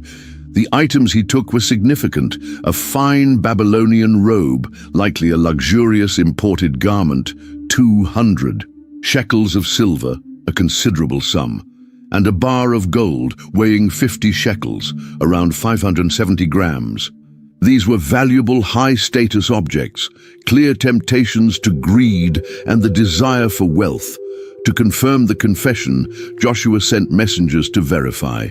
In Joshua 7:22-23, we read, "So Joshua sent messengers, and they ran to the tent, and there it was, hidden in his tent with the silver underneath. They took the things from the tent, brought them to Joshua and all the Israelites, and spread them out before the Lord. The stolen goods were found exactly where Achan had said, buried in the floor of his tent, with the silver underneath." The phrase, "spread them out before the Lord," likely means the items were placed before the Ark of the Covenant, serving as both concrete evidence of the crime and recognition that these items rightfully belonged to God. With Achan's guilt confirmed, justice was carried out swiftly. In Joshua 7:24-26 we read, "Then Joshua, together with all Israel, took Achan, son of Zerah, the silver, the robe, the gold bar, his sons and daughters, his cattle, donkeys and sheep, his tent and all that he had, to the valley of Achor. Joshua said, 'Why have you brought this trouble on us? The Lord will bring trouble on you today.' Then all Israel stoned him, and after they had stoned the rest, they burned them. Over Achan they heaped up a large pile of rocks, which remains to this day. Then the Lord turned from his fierce anger. Therefore that place has been called the Valley of Achor ever since. The punishment was severe and total. Not only Achan, but his entire family and possessions were destroyed.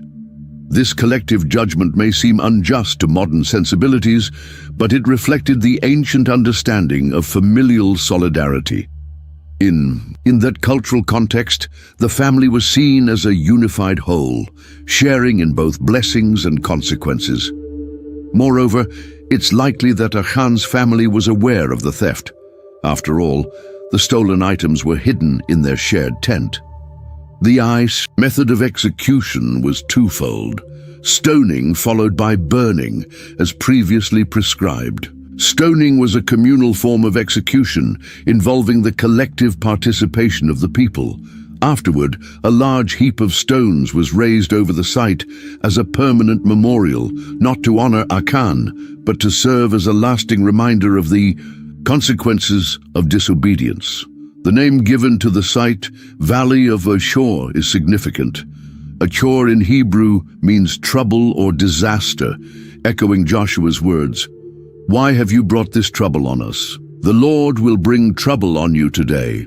Achan's case would serve as a lasting reminder that individual actions carry collective consequences and that covenant with God demanded complete obedience. The final line of the account, "Then the Lord turned from his fierce anger," indicates that the punishment had achieved its purpose. Justice had been served, the community's sanctity restored, and the relationship between God and Israel repaired. The path was now clear to resume the conquest of the land, with Achan's sin removed from the camp and the relationship with God restored. It was time to return to battle. This time, however, the approach would be very different. In Joshua 8:1-2, God encourages Joshua and reveals a new strategy. Then the Lord said to Joshua, "Do not be afraid, do not be discouraged. Take the whole army with you and go up and attack Ai. For I have delivered into your hands the king of Ai, his people, his city, and his land. You shall do to Ai and its king as you did to Jericho and its king, except that you may carry off their plunder and livestock for yourselves. Set an ambush behind the city."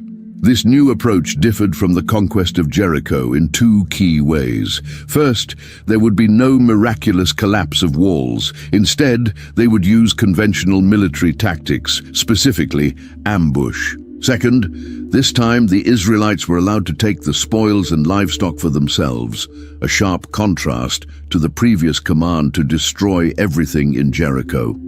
Joshua meticulously planned the operation. In Joshua 8:3-8, he puts God's strategy into motion. So Joshua and the whole army moved out to attack Ai. He chose 30,000 of his best fighting men and sent them out at night with these orders. Listen carefully. You are to set an ambush behind the city. Don't go very far from it. All of you be on the alert. I and all those with me will advance on the city, and when the men come out against us as they did before, we will flee from them. They will pursue us until we have lured them away from the city, for they will say, they are running away from us as they did before. So when we flee from them, you are to rise up from ambush and take the city. The Lord your God will give it into your hand. When you have taken the city, set it on fire. Do what the Lord has commanded. See to it. You have my orders. The plan was brilliant. A main group, led by Joshua, would stage a frontal assault and then pretend to retreat, exactly as they had done in their earlier failed attempt. This would draw the defenders out of the city, leaving it exposed. Meanwhile, a hidden force of 30,000 men would be waiting in ambush behind Ai, ready to strike. Once the city was left defenseless, Joshua positioned the troops carefully. In Joshua 8:9 we read, "Then Joshua sent them off, and they went to the place of ambush and lay in wait between Bethel and Ai, to the west of Ai. But Joshua spent that night with the people. The exact location of the ambush, between Bethel And Ai, west of the city, is emphasized to show the precision of the planning and Joshua's attention to geographical detail. The next morning, the plan was put into action. In Joshua 8:10-13, we see the final preparations. Early the next morning, Joshua mustered his army, and he and the elders of Israel marched before them to Ai. The entire army that was with him marched up and approached the city. They camped north of Ai, with a valley between them and the city. Joshua had taken about 5,000 men and set them in ambush between Bethel and Ai, to the west of the city. So the soldiers took up their positions, with the main camp to the north of the city and the ambush to the west of it. That night Joshua went into the valley. This passage reveals additional tactical layers not mentioned in the earlier description. Apparently, in addition to the 30,000 men in the main ambush force, Joshua also placed 5,000 men in a secondary ambush. This could have been a reserve unit or a security force meant to block potential reinforcements from Bethel, a nearby city, that might have allied with Ai. The battle unfolded exactly as planned. In Joshua 8:14-17, we read the defenders' reaction. When the king of Ai saw this, he and all the men of the city hurried out early in the morning to meet Israel in battle at a certain place overlooking the Arabah. But he did not know that an ambush had been set against him behind the city. Joshua and all Israel let themselves be driven back before them, and they fled toward the wilderness. All the men of Ai were called to pursue them, and they pursued Joshua and were lured away from the city. Not a man remained in Ai or Bethel who did not go after Israel. They left the city open and went in pursuit of Israel. Joshua's tactic worked flawlessly. Seeing the Israelite army appear to repeat the same pattern of attack and retreat as before, the king of Ai and his men confidently rushed out to pursue them. The text emphasizes that not a man remained in Ai or Bethel, highlighting the total success of the ruse. The city was left completely unguarded. With the defenders away, Joshua gave the signal to strike. In Joshua 8:18-19 we read, "Then the Lord said to Joshua, 'Hold out toward Ai the javelin that is in your hand, for into your hand I will deliver the city.' So Joshua held out toward the city the javelin that was in his hand. As soon as he did this, the men in the ambush rose quickly from their position and rushed forward. They entered the city and captured it and quickly set it on fire." Joshua's act of stretching out his spear toward the city served as a visible signal to the ambush force, likely monitored by watchmen waiting for that exact moment. They rushed out from hiding, entered the now empty city, and set it ablaze, creating a rising column of smoke that could be seen from far away. When the men of Ai looked back, they realized they had fallen into a trap. In Joshua 8:20-22, we read the conclusion of the battle. When the men of Ai looked back and saw the smoke of the city rising into the sky, they had no chance to escape in any direction. The Israelites, who had been fleeing toward the wilderness, had turned back against their pursuers. For when Joshua and all Israel saw that the ambush had taken the city and that smoke was going up from it, they turned around and attacked the men of Ai. Those in the ambush also came out of the city against them, so that they were caught in the middle, with Israelites on both sides. Israel cut them down, leaving them neither survivors nor fugitives. Caught between Joshua's main force, now turning back toward them, and the ambush unit coming out of the burning city, the warriors of Ai were completely surrounded. There was nowhere to flee, and the result was a decisive and total victory for Israel. The king of Ai was captured alive, set aside for special treatment. In Joshua 8:23-29, we read the conclusion of the battle. But they took the king of Ai alive and brought him to Joshua. When Israel had finished killing all the inhabitants of Ai in the open country, where they had pursued them, and when they were all fallen by the edge of the sword until they were destroyed, all Israel returned to Ai and struck it down with the edge of the sword. And all who fell that day, both men and women, were 12,000, all the people of Ai. For Joshua did not draw back his hand with which he stretched out the javelin until he had devoted all the inhabitants of Ai to destruction. Only the livestock and the spoil of that city Israel took as their plunder according to the word of the Lord that he commanded Joshua. So Joshua burned Ai and made it a permanent heap of ruins, as it is to this day, and he hanged the king of Ai on a tree until evening. At sunset, Joshua gave the command, and they took his body down from the tree, threw it at the entrance of the city gate, and raised over it a great heap of stones, which remains to this day. The destruction of Ai was total. Every one of its 12,000 inhabitants, precisely counted in the text, was killed. The city was burned and turned into a perpetual ruin. The king received particularly humiliating treatment.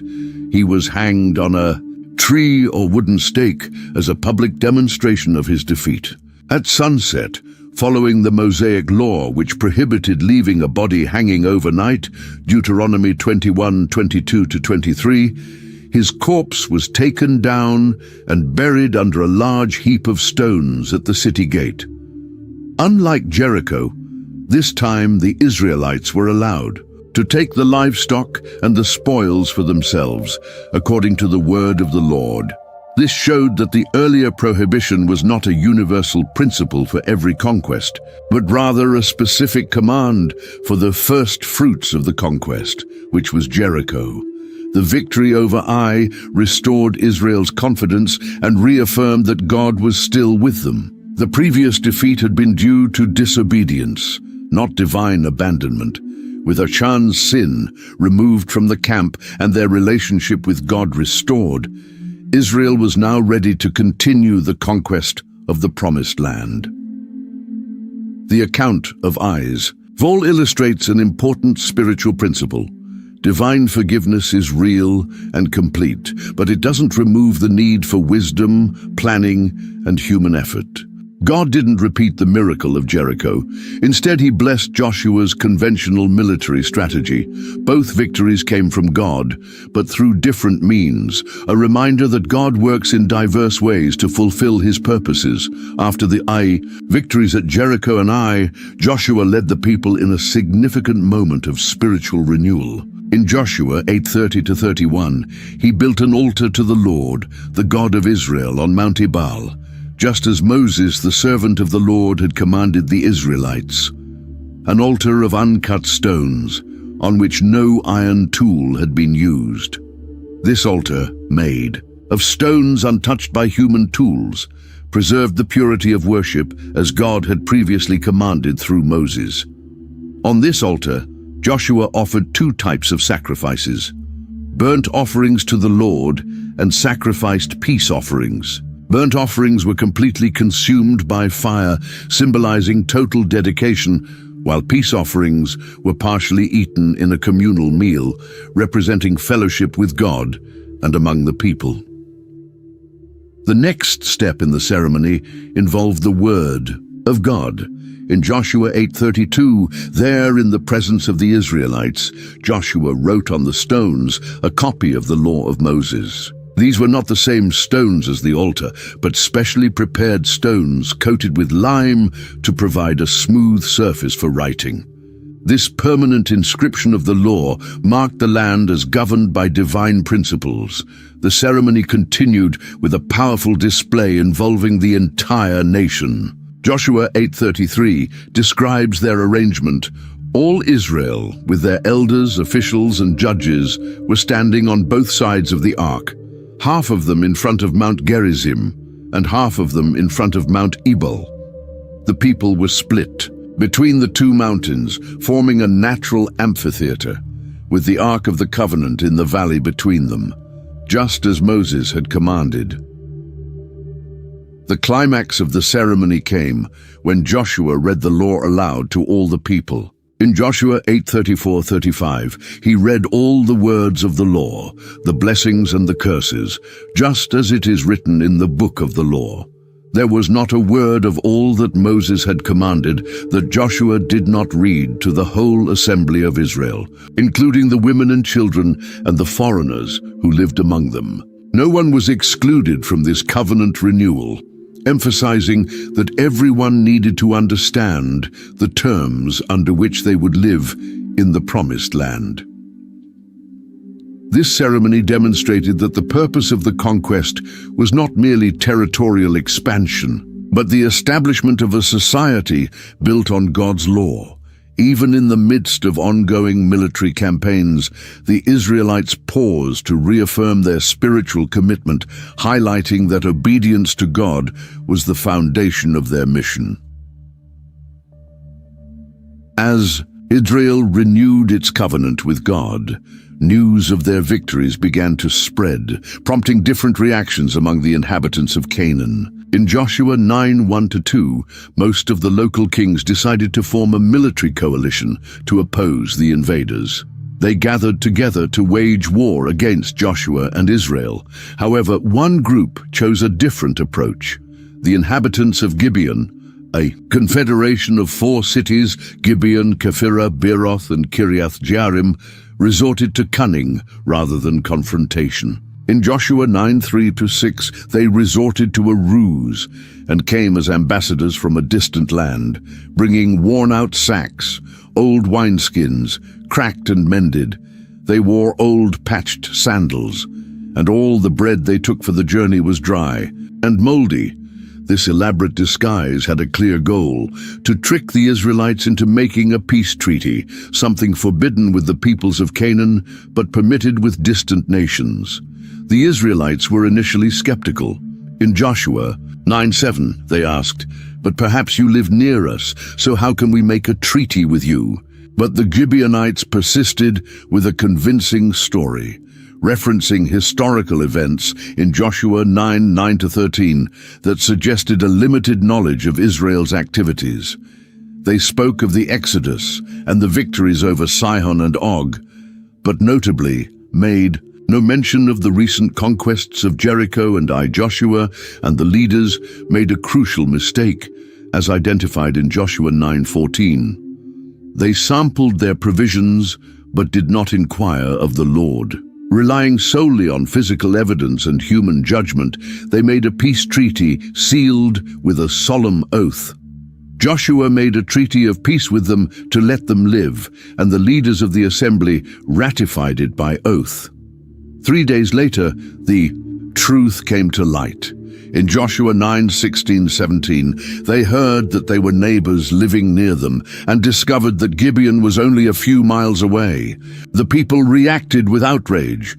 The whole assembly grumbled against the leaders, but the oath had to be honored. The leaders explained their reasoning in Joshua 9:19. "We have given them our oath by the Lord, the God of Israel, and we cannot touch them now." As a compromise, the Gibeonites were sentenced to perpetual servitude. In Joshua 9:21-23, they became woodcutters and water carriers for the whole assembly, specifically for the house of my God. Though arduous, this labor kept them close to the center of Israelite worship. The Gibeonites accepted their fate, openly revealing their motivation in Joshua 9:24. "We feared for our lives because of you, and that is why we did this." This episode illustrates the consequences of making decisions without seeking divine guidance, even when the evidence seems clear, as well as how God can incorporate human error into His greater plan. The alliance between Israel and Gibeon sparked an immediate and hostile response from neighboring kings. In Joshua 10:1-5, Adoni-Zedek, king of Jerusalem, led a coalition with 4 other kings from Hebron, Jarmuth, Lachish, and Eglon to attack Gibeon. Their motivation was clear: fear that other cities might follow Gibeon's example, since it was described as an important city, like one of the royal cities.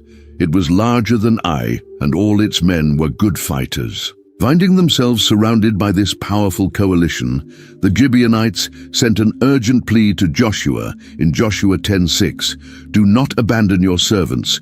Come up to us quickly and save us." This was the first true test of the newly formed alliance, and Joshua responded swiftly, mobilizing his entire army, including all the best fighting men. Before setting out, Joshua received divine assurance of victory in Joshua 10:8. "Do not be afraid of them. I have given them into your hand. Not one of them will be able to withstand you." Encouraged by this promise, he led an impressive overnight march, described in Joshua 10:9. After an all-night march from Gilgal, Joshua took them by surprise. This journey, approximately 30 kilometers with an ascent of about 1,000 meters, showcased extraordinary resolve and commitment to the alliance. The resulting battle ended in a resounding victory for Israel, marked by two remarkable divine interventions. First, in Joshua 10:11, the Lord hurled large hailstones down on them from the sky. More of them died from the hail than were killed by the swords of the Israelites. Then came one of the most extraordinary miracles in the Bible. In Joshua 10:12-13, realizing the day would end before the victory was complete, Joshua said to the Lord, "Sun, stand still over Gibeon, and you, moon, over the valley of Aijalon." So the sun stood still, and the moon stopped, till the nation avenged itself on its enemies. The text underscores the exceptional nature of this event. The sun stopped in the middle of the sky and delayed going down about a full day. There has never been a day like it before or since. Whether understood as a literal cosmological event or a poetic depiction of an extraordinarily productive day in battle, this clearly highlights God's direct intervention on Israel's behalf. As Joshua 10:14 concludes, "Surely the Lord was fighting for Israel." During the chaotic retreat of the Amorite armies, their 5 kings fled and sought refuge. In Joshua 10:16-17, they fled and hid in the cave at Makkedah, but their hiding place was discovered and reported to Joshua. Joshua's response demonstrated strategic thinking. Instead of halting the pursuit of the enemy, he ordered in Joshua 10:18-19, "Roll large rocks up to the mouth of the cave and post some men there to guard it. But don't stop. Pursue your enemies." The kings were temporarily contained while the main battle continued. This tactic led to a complete victory, described in Joshua 10:20 as a great slaughter until they were wiped out. The psychological impact across the region was immense. No one dared to say a word against the Israelites, a Hebrew idiom meaning no one dared to oppose them. With the enemy army defeated, Joshua turned his attention to the captured kings. In Joshua 10:22-25, he commanded, "Open the mouth of the cave and bring those 5 kings out to me." When they were brought out, Joshua summoned the military commanders and said, "Come here and put your feet on the necks of these kings." This humiliation ritual, common in the ancient Near East, symbolized total domination. Joshua used the moment to encourage his troops, declaring, "Do not be afraid, do not be discouraged, be strong and courageous. This is what the Lord will do. To all the enemies you are going to fight." The ceremony was both a symbol of victory and a visual lesson that God would deliver all of Israel's enemies into their hands. After the ritual, the kings were executed. Joshua 10:26-27 recounts, "Joshua struck and killed them and hung them on 5 trees, and they were left hanging until evening. At sunset, they threw them into the cave where they had been hiding. At the mouth of the cave, they placed large rocks, which remain to this day.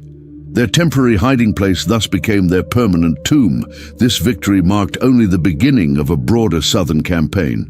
In Joshua 10:28-42, we read a list of successive conquests. That same day, Joshua took Makkedah, Libnah, Lachish, Eglon, Hebron, Debir.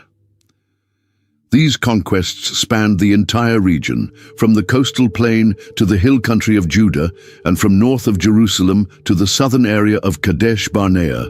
Joshua 10:40-42 summarizes the campaign. So Joshua subdued the whole region, the hill country, the Negev, the western foothills and the mountain slopes, together with all their kings. He left no survivors. All these kings and their lands Joshua conquered in one campaign, because the Lord, the God of Israel, fought for Israel. The southern campaign was a complete success, establishing Israelite control over a significant portion of Canaan. As southern Canaan fell under Israelite control, the kings of the north formed an even more powerful coalition. In Joshua 11:1-5, Jabin, king of Hazor, took the lead, sending messengers to various other northern kings. The result was a massive military alliance. They came out with all their armies, a multitude as numerous as the sand on the seashore, and with very many horses and chariots. All these kings joined forces and encamped together at the waters of Merom to fight against Israel. This coalition represented a formidable military challenge, far greater than anything Israel had faced before. The text strongly emphasizes their numbers, as numerous as the sand, and their advanced military technology, very many horses and chariots, which Israel did not possess. In the face of this intimidating army, God once again encouraged Joshua. In Joshua 11:6, the Lord said to Joshua, "Do not be afraid of them, for by this time tomorrow I will hand all of them over to Israel slain. You are to hamstring their horses and burn their chariots." The promise came with specific instructions for dealing with the enemy's technological advantage. Render the horses useless and destroy the war chariots by fire. Joshua responded with a bold military tactic. In Joshua 11:7, Joshua and his whole army came upon them suddenly at the waters of Merom and attacked them. Rather than waiting passively for an assault from the superior force, Joshua launched a surprise attack, demonstrating both initiative and courage. The strategy worked. Joshua 11:8-9 recounts, "And the Lord gave them into the hand of Israel. They defeated them and pursued them until no survivors were left. Joshua did to them as the Lord had directed. He hamstrung their horses and burned their chariots." After defeating the coalition, Joshua turned his attention to Hazor, the city of the king who had organized the alliance. In Joshua 11:10-11, Joshua took Hazor and struck down its king with the sword, for Hazor had formerly been the head of all those kingdoms. They put to the sword all who were in it, destroying them completely. There was not a single soul left alive, and he burned Hazor with fire. The total destruction of Hazor, one of the largest and most influential cities in Canaan, delivered a decisive blow to Canaanite power in the north. The other cities of the coalition received different treatment. In Joshua 11:12-15, we read that Joshua captured all the cities of these kings and struck them down with the sword, destroying them completely. But Israel did not burn any of the cities built on their mounds, except Hazor alone. This distinction, burning only Hazor while preserving the structures of the other cities, was a practical one, allowing the Israelites to occupy and use the conquered cities. The text repeatedly emphasizes that Joshua meticulously followed the divine instructions passed down through Moses. As the Lord commanded his servant Moses, so Moses commanded Joshua, and Joshua did it. He left nothing undone of all that the Lord commanded Moses. The final verses of Joshua 11 provide a broad summary of the entire conquest campaign under Joshua's leadership. In Joshua 11:16-17, we see the geographical extent of the conquests. So Joshua took all that land, the hill country, all the Negev, all the land of Goshen, the western foothills, the Arabah, the hill country of Israel and its foothills, from Mount Halak that rises toward Seir to Baal Gad in the valley of Lebanon below Mount Hermon. This description covers nearly all of Canaan, from south to north, from the coastal plains to the highlands. The text also notes the prolonged nature of the campaign in Joshua 11:18. Joshua waged war against all these kings for a long time. The conquest was not quick or easy, but required sustained military efforts over an extended period, likely several years. A significant theological observation appears in Joshua 11:19-20. Not a single city made peace with the Israelites. Except the Hivites living in Gibeon, all others were taken in battle, for it was the Lord himself who hardened their hearts to wage war against Israel, so that they might be utterly destroyed and show no mercy, but be annihilated, as the Lord had commanded Moses. This reflection explains why, apart from Gibeon, the Canaanite cities chose resistance over surrender, attributing their choice to a divine purpose in the context of judgment. A final and notable aspect of the conquest is found in Joshua 11:21-22. At that time Joshua came and exterminated the Anakites. No Anakites were left in the land of the Israelites. Only in Gaza, Gath, and Ashdod did any survive. The Anakites were feared for their extraordinary height. 40 years earlier, the Israelite spies had said, "We seemed like grasshoppers in our own eyes, and we looked the same to them." Numbers 13:33. Their defeat symbolized the fulfillment of God's promise that Israel could overcome even the most daunting enemies. The final summary appears in Joshua 11:23. So Joshua took the entire land, just as the Lord had directed Moses, and he gave it as an inheritance to Israel according to their tribal divisions. Then the land had rest from war. This conclusion highlights three important themes. 1. The fulfillment of God's promises to Moses. 2. The allocation of the land among the tribes of Israel. And 3. The beginning of a period of peace after a long military campaign. The phrase, "the land had rest from war," marks the end of an era of active conquest and the beginning of a new chapter in Israel's story, the establishment and settlement in the Promised Land. The major battles were over.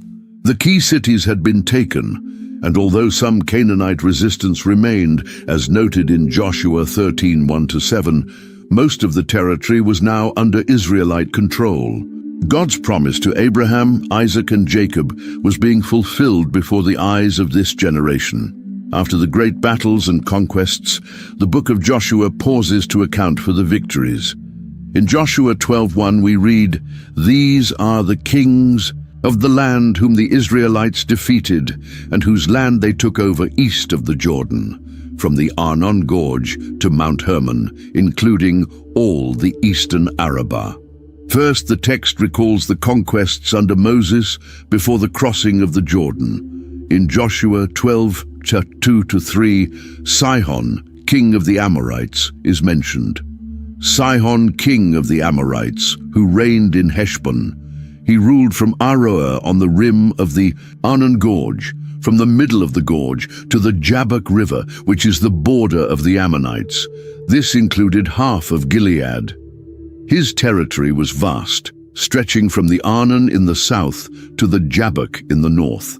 The second king, defeated by Moses, was Og, mentioned in Joshua 12:4-5, and the territory of Og, king of Bashan, one of the last of the Rephaites, who reigned in Ashtaroth and Edrei. He ruled over Mount Hermon, Salekah, all of Bashan, to the border of the people of Geshur and Maacah, and half of Gilead, to the border of Sihon, king of Heshbon. Og was particularly feared, described as one of the last of the giants, Rephaim, and ruled the region of Bashan, north of Gilead. These lands conquered by Moses were given to the tribes of Reuben, Gad, and half of the tribe of Manasseh. As Joshua 12:6 reminds us, Moses, the servant of the Lord, and the Israelites conquered them, and Moses, the servant of the Lord, gave their land to the Reubenites, the Gadites, and the half-tribe of Manasseh to be their possession. The second part of the chapter lists the kings defeated by Joshua west of the Jordan. In Joshua 12:7-8, these are the kings of the land that Joshua and the Israelites conquered on the west side of the Jordan, from Baal Gad in the valley of Lebanon to Mount Halak, which rises towards Seir. Joshua gave their lands as an inheritance to the tribes of Israel according to their tribal divisions. The list that follows in Joshua 12:9-24 is striking. 31 kings defeated by Joshua and the Israelites. The king of Jericho, 1.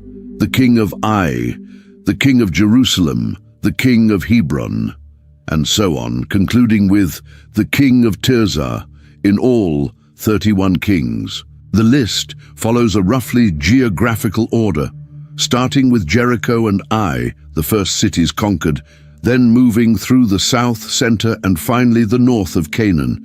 This detailed record documented the scope of the conquests and would serve as a reference for the future division of the land. The total of 31 kings in a relatively small territory reflects the fragmented political structure of the region at the time, many small kingdoms or city-states rather than large, unified empires. Each name in this list represents a battle won, each city a conquest achieved, and together they stand as a testament to God's faithfulness in fulfilling his promises to Israel. The land promised to Abraham was finally being given to his descendants, exactly as God had said centuries earlier. Chapter 13 begins by acknowledging that, despite the great conquests, much land still remained to be taken. In Joshua 13:1, when Joshua had grown old, the Lord said to him, "You are now very old, and there are still very large areas of land to be taken over." This statement marks an important transition. Joshua, the great warrior who had led so many victories, was now aging and would not complete the entire conquest in his lifetime. However, this did not imply failure, for in Joshua 13:6, God assures, "I myself will drive them out before the Israelites.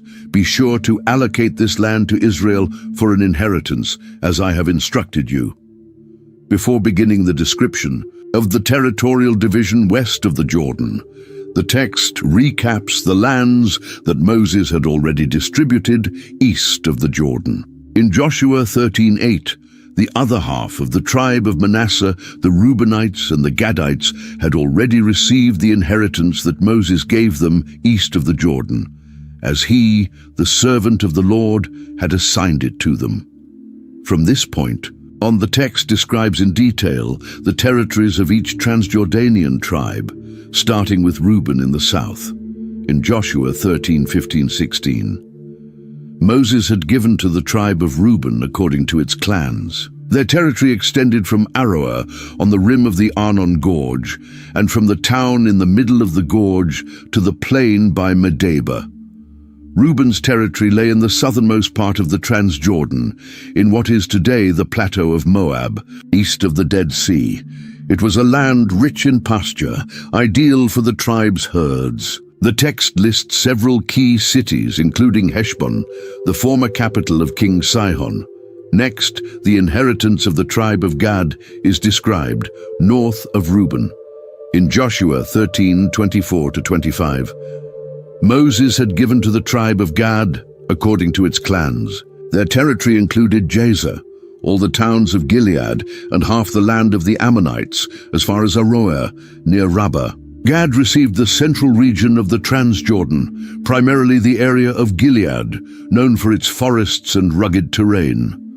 This territory stretched from the Jabbok in the south to near the Yarmuk in the north, including important cities like Gaza and Ramoth Gilead. Finally, the text describes the inheritance of the eastern half-tribe of Manasseh. In Joshua 13:29-30, Moses had given to the half-tribe of Manasseh. It was for the half-tribe of the descendants of Manasseh according to its clans. The territory extended from Mahanaim and included all of Bashan, the entire realm of Og, king of Bashan, all the settlements of Jair in Bashan, 60 towns. The half-tribe of Manasseh received the northernmost territory of the Transjordan, the region of Bashan, known for its fertility. This land included the former kingdom of Og and stretched as far north as Mount Hermon. A notable detail appears in Joshua 13:22 regarding the death of Balaam. In addition to those slain in battle, the Israelites had put to the sword Balaam, son of Beor, who practiced divination. This mention connects the narrative with earlier events in the book of Numbers, recalling how God protected Israel from attempts at cursing them.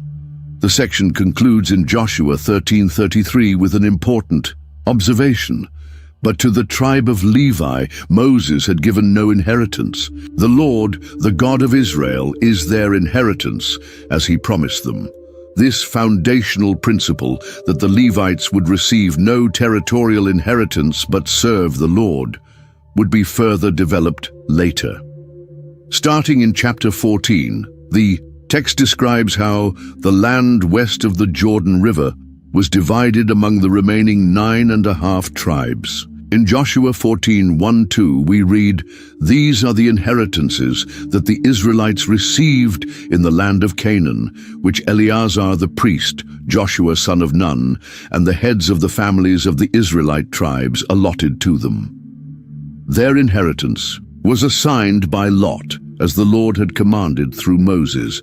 The process was overseen by both religious, Eleazar, and civil, Joshua, authority. The specific territory each tribe received was determined by lot, likely through the Urim and Thummim, sacred objects used to discern God's will, eliminating suspicion of human favoritism. Before the general casting of lots began, a special case was addressed: Caleb's request. In Joshua 14:6-9, he approaches Joshua and recalls a promise made by Moses 45 years earlier. "You know what the Lord said to Moses. On that day Moses swore to me, 'The land on which your feet have walked will be your inheritance, and that of your children forever, because you have followed the Lord my God wholeheartedly.'" Caleb had been one of the 12 spies sent to explore Canaan. While 10 discouraged the people with fearful reports about giants, only Caleb and Joshua remained confident in God's power to give them the land. As a reward, Moses promised Caleb the region he had explored. Now, at 85 years old, Caleb claims that promise. In Joshua 14:10-12, "Now then, just as the Lord promised, he has kept me alive. And here I am today, 85 years old. I am still as strong today as the day Moses sent me out. Now give me this hill country that the Lord promised me. That day, you yourself heard then that the Anakites were there, and their cities were large and fortified." Caleb's vitality and courage are remarkable. He specifically requests the region inhabited by the feared Anakites, giants who had once terrified the other spies. Joshua honors his request in Joshua 14:13. Then Joshua blessed Caleb, son of Jephunneh, and gave him Hebron as his inheritance. After Caleb's case is resolved, the text outlines the borders of each tribe, beginning with Judah. Chapter 15 describes its boundaries, stretching from the desert of Zin in the south to the border with Benjamin in the north, and from the Dead Sea to the Mediterranean Sea. The next allotments went to Ephraim, chapter 16, and the western half of Manasseh, chapter 17. An interesting detail appears in Joshua 17:3-6, where the daughters of Zelophehad received their inheritance in accordance with Numbers 27, establishing a precedent for women's inheritance rights in the absence of male heirs. The descendants of Joseph, Ephraim and Manasseh, feeling their territory was too small, voiced their complaint in Joshua 17:14. Joshua responded by encouraging them to clear forested areas and drive out the remaining Canaanites, showing a degree of flexibility in the initial distribution. After these distributions, the process continued at Shiloh in Joshua 18:1-1. The whole assembly of the Israelites gathered at Shiloh and set up the tent of meeting there. The tabernacle was established in this central location, which would remain Israel's main sanctuary for roughly 300 years. Noticing that 7 tribes had yet to receive their inheritance, Joshua took action in Joshua 18:4. Appoint 3 men from each tribe. I will send them out to make a survey of the land and to write a description of it according to the inheritance of each. These 21 men mapped out the remaining territory, dividing it into 7 portions to be assigned by lot. Benjamin was the first of these 7 tribes to receive its land, Joshua 18:11-28, a small but strategically located territory between Judah and Ephraim. Next came Simeon, Joshua 19:1-9, with a unique feature. Their inheritance was within the territory of Judah, fulfilling the prophecy that Simeon would be scattered in Jacob, Genesis 49:7. The remaining tribes, Zebulun, Issachar, Asher, Naphtali, and Dan, received their portions in Joshua 19:10-48, mainly in the central and northern parts of Canaan. Finally, in Joshua 19:49-50, when they had finished dividing the land into its allotted portions, the Israelites gave Joshua son of Nun an inheritance among them, Timnath-Serah in the hill country of Ephraim. Like Caleb, Joshua received a special portion, but significantly, he waited until all the other tribes had received theirs first, showing his selflessness. Joshua 19:51 concludes, "These are the inheritances that Eleazar the priest, Joshua son of Nun, and the heads of the tribal clans of Israel allotted by lot at Shiloh." And so they finished dividing the land. With the major territorial distribution complete, 2 special arrangements were established: the cities of refuge and the Levitical cities, essential for social justice and religious life. In Joshua 20:1-2, God commands, "Appoint the cities of refuge, as I instructed you through Moses, so that anyone who kills a person unintentionally and without malice aforethought may flee there." In that era, when someone was killed, the nearest male relative of the victim, the avenger of blood, was expected to avenge the death. The cities of refuge provided temporary safety for those who had killed unintentionally. Joshua 20:4-6 outlines the procedure. When they flee to one of these cities, they are to stand in the entrance of the city gate and state their case, and they shall remain in that city until they have stood trial before the assembly and until the death of the high priest serving at that time. Then they may return to their own home. 6 cities were designated, strategically located. In Joshua 27-8 we read, "So they set apart Kadesh in Galilee, Shechem, and Kiriath Arba, that is Hebron, east of the Jordan. They designated Bezer, Ramoth in Gilead, and Golan in Bashan. 3 cities lay west of the Jordan, Kadesh in the north, Naphtali, Shechem in the center, Ephraim, and Hebron in the south, Judah. East of the Jordan were Bezer in the south, Reuben, Ramoth. In the center, Gad, and Golan in the north, eastern Manasseh. This arrangement ensured that no one in Israel was more than a day's journey from a refuge. Next, the text addresses the Levitical cities. Unlike the other tribes, Levi received no contiguous territory. In Joshua 21:1-2, the Levites approached Eleazar and Joshua, saying, "The Lord commanded through Moses that you give us towns to live in, with pasture lands for our livestock." The Levites were granted 48 cities spread throughout Israel, along with surrounding pasture lands. This dispersion ensured that the teaching of the law and the performance of religious duties were accessible across all regions. These cities were distributed among the 3 main clans of Levi, as explained in Joshua 21:4-7. The lot came out for the families of the Kohathites, to the rest of the descendants of Kohath, to the sons of Gershon, to the sons of Merari. The priestly Kohathites, descendants of Aaron, received 13 cities within the southern tribes, Judah, Simeon, and Benjamin.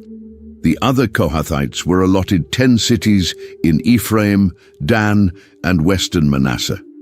The Gershonites received 13 cities, primarily in the north, while the Merarites were given 12 cities in Reuben, Gad, and Zebulun. An interesting detail is that the 6 cities of refuge were also Levitical cities, a logical combination, since the Levites, being well versed in the law, could ensure fair trials for those seeking asylum.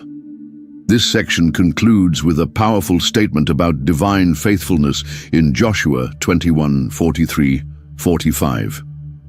So the Lord gave Israel all the land he had, sworn to give their ancestors, and they took possession of it and settled there. Not one of all the Lord's good promises to Israel failed. Every one was fulfilled. This declaration marks the climax of the conquest and land distribution narrative. After centuries of waiting since the first promise to Abraham, the people of Israel were finally established in the Promised Land. The battles had been won, the territory divided, and social and religious institutions put in place. God's faithfulness was evident in every part of Israel's experience. With the land distribution completed, the tribes that had received territory east of the Jordan, Reuben, Gad, and the half-tribe of Manasseh, were ready to return to their families. In Joshua 22:1-4, Joshua summons them and acknowledges their faithful commitment to helping their fellow Israelites. You have kept all that Moses, the servant of the Lord, commanded you, and have obeyed me in everything I commanded you. Now return to your homes, to the land of your possession. Joshua sends them off with a final exhortation in Joshua 22:5.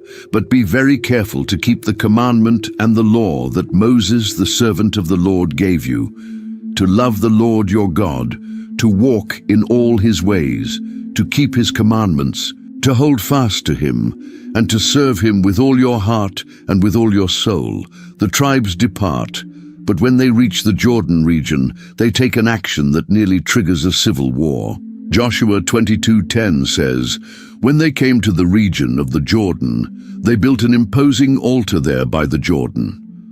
When the western tribes heard about this, they interpreted it as an act of apostasy, building an alternative altar to the one at the tabernacle in Shiloh. Their response in Joshua 22:12 was intense. When the Israelites heard of this, the whole assembly gathered at Shiloh to go to war against them. However, before taking any action, they sent a delegation led by Phinehas, the son of the high priest, along with 10 tribal leaders. In Joshua 22:16, the delegation confronts them. How could you break faith with the God of Israel like this? How could you turn away from the Lord and build yourselves an altar in rebellion against him? Now, they reminded them of past acts of unfaithfulness, such as the sin of Peor and the sin of Achan, which had brought divine punishment on the entire nation. In Joshua 22:18, they warned, and are you now turning away from the Lord? If you rebel against the Lord today, tomorrow he will be angry with the whole community of Israel.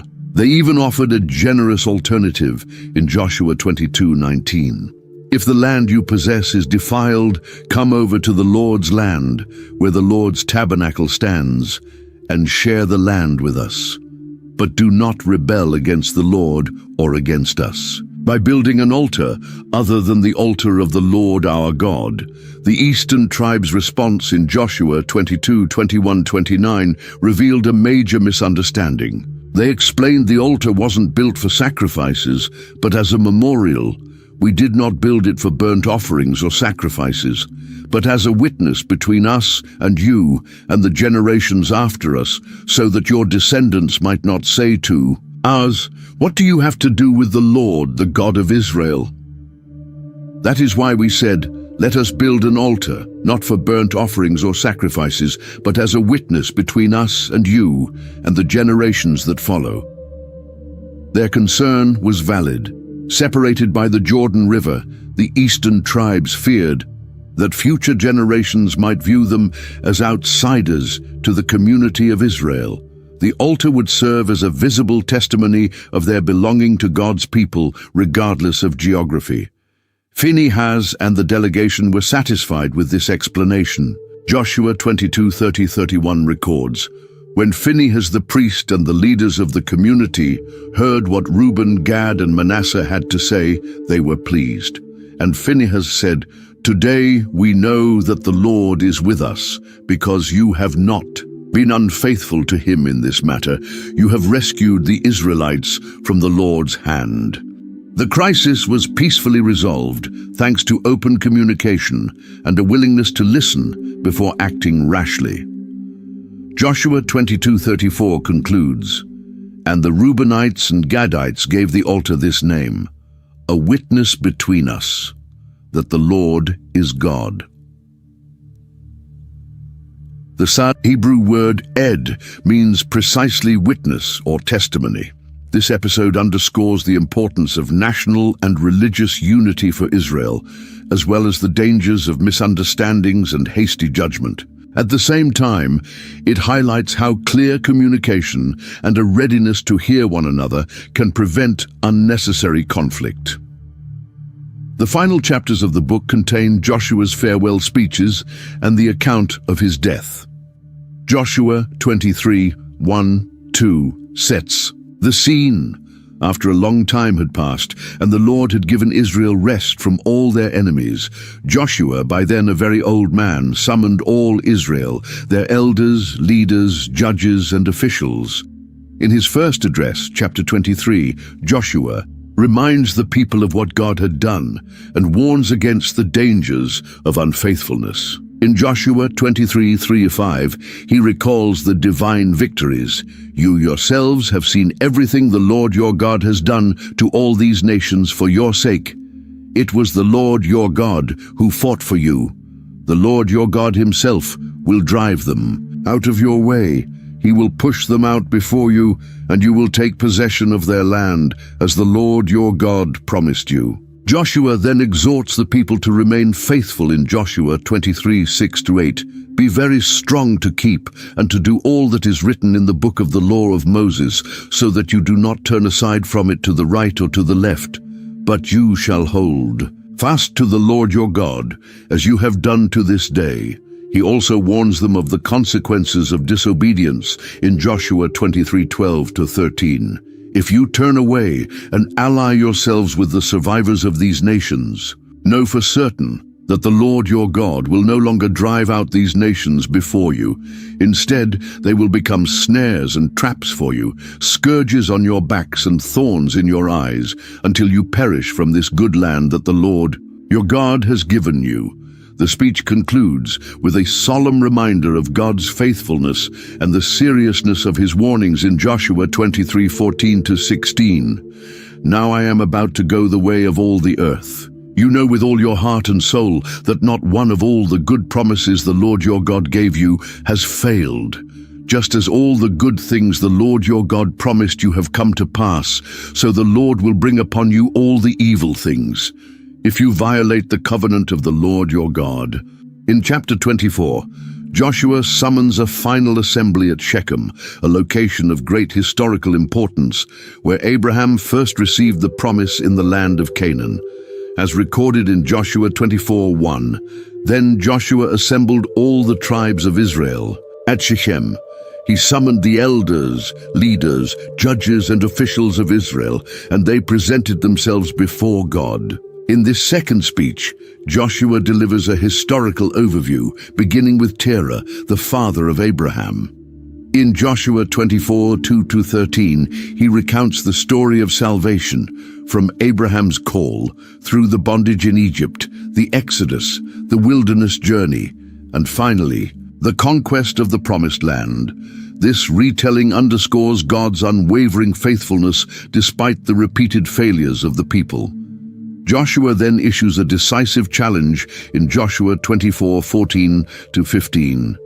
"Now therefore fear the Lord and serve him. In sincerity and truth, throw away the gods your ancestors worshipped, and serve the Lord.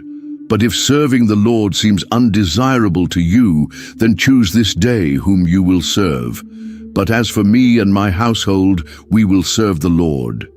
The people respond with renewed commitment in Joshua 24:16-18.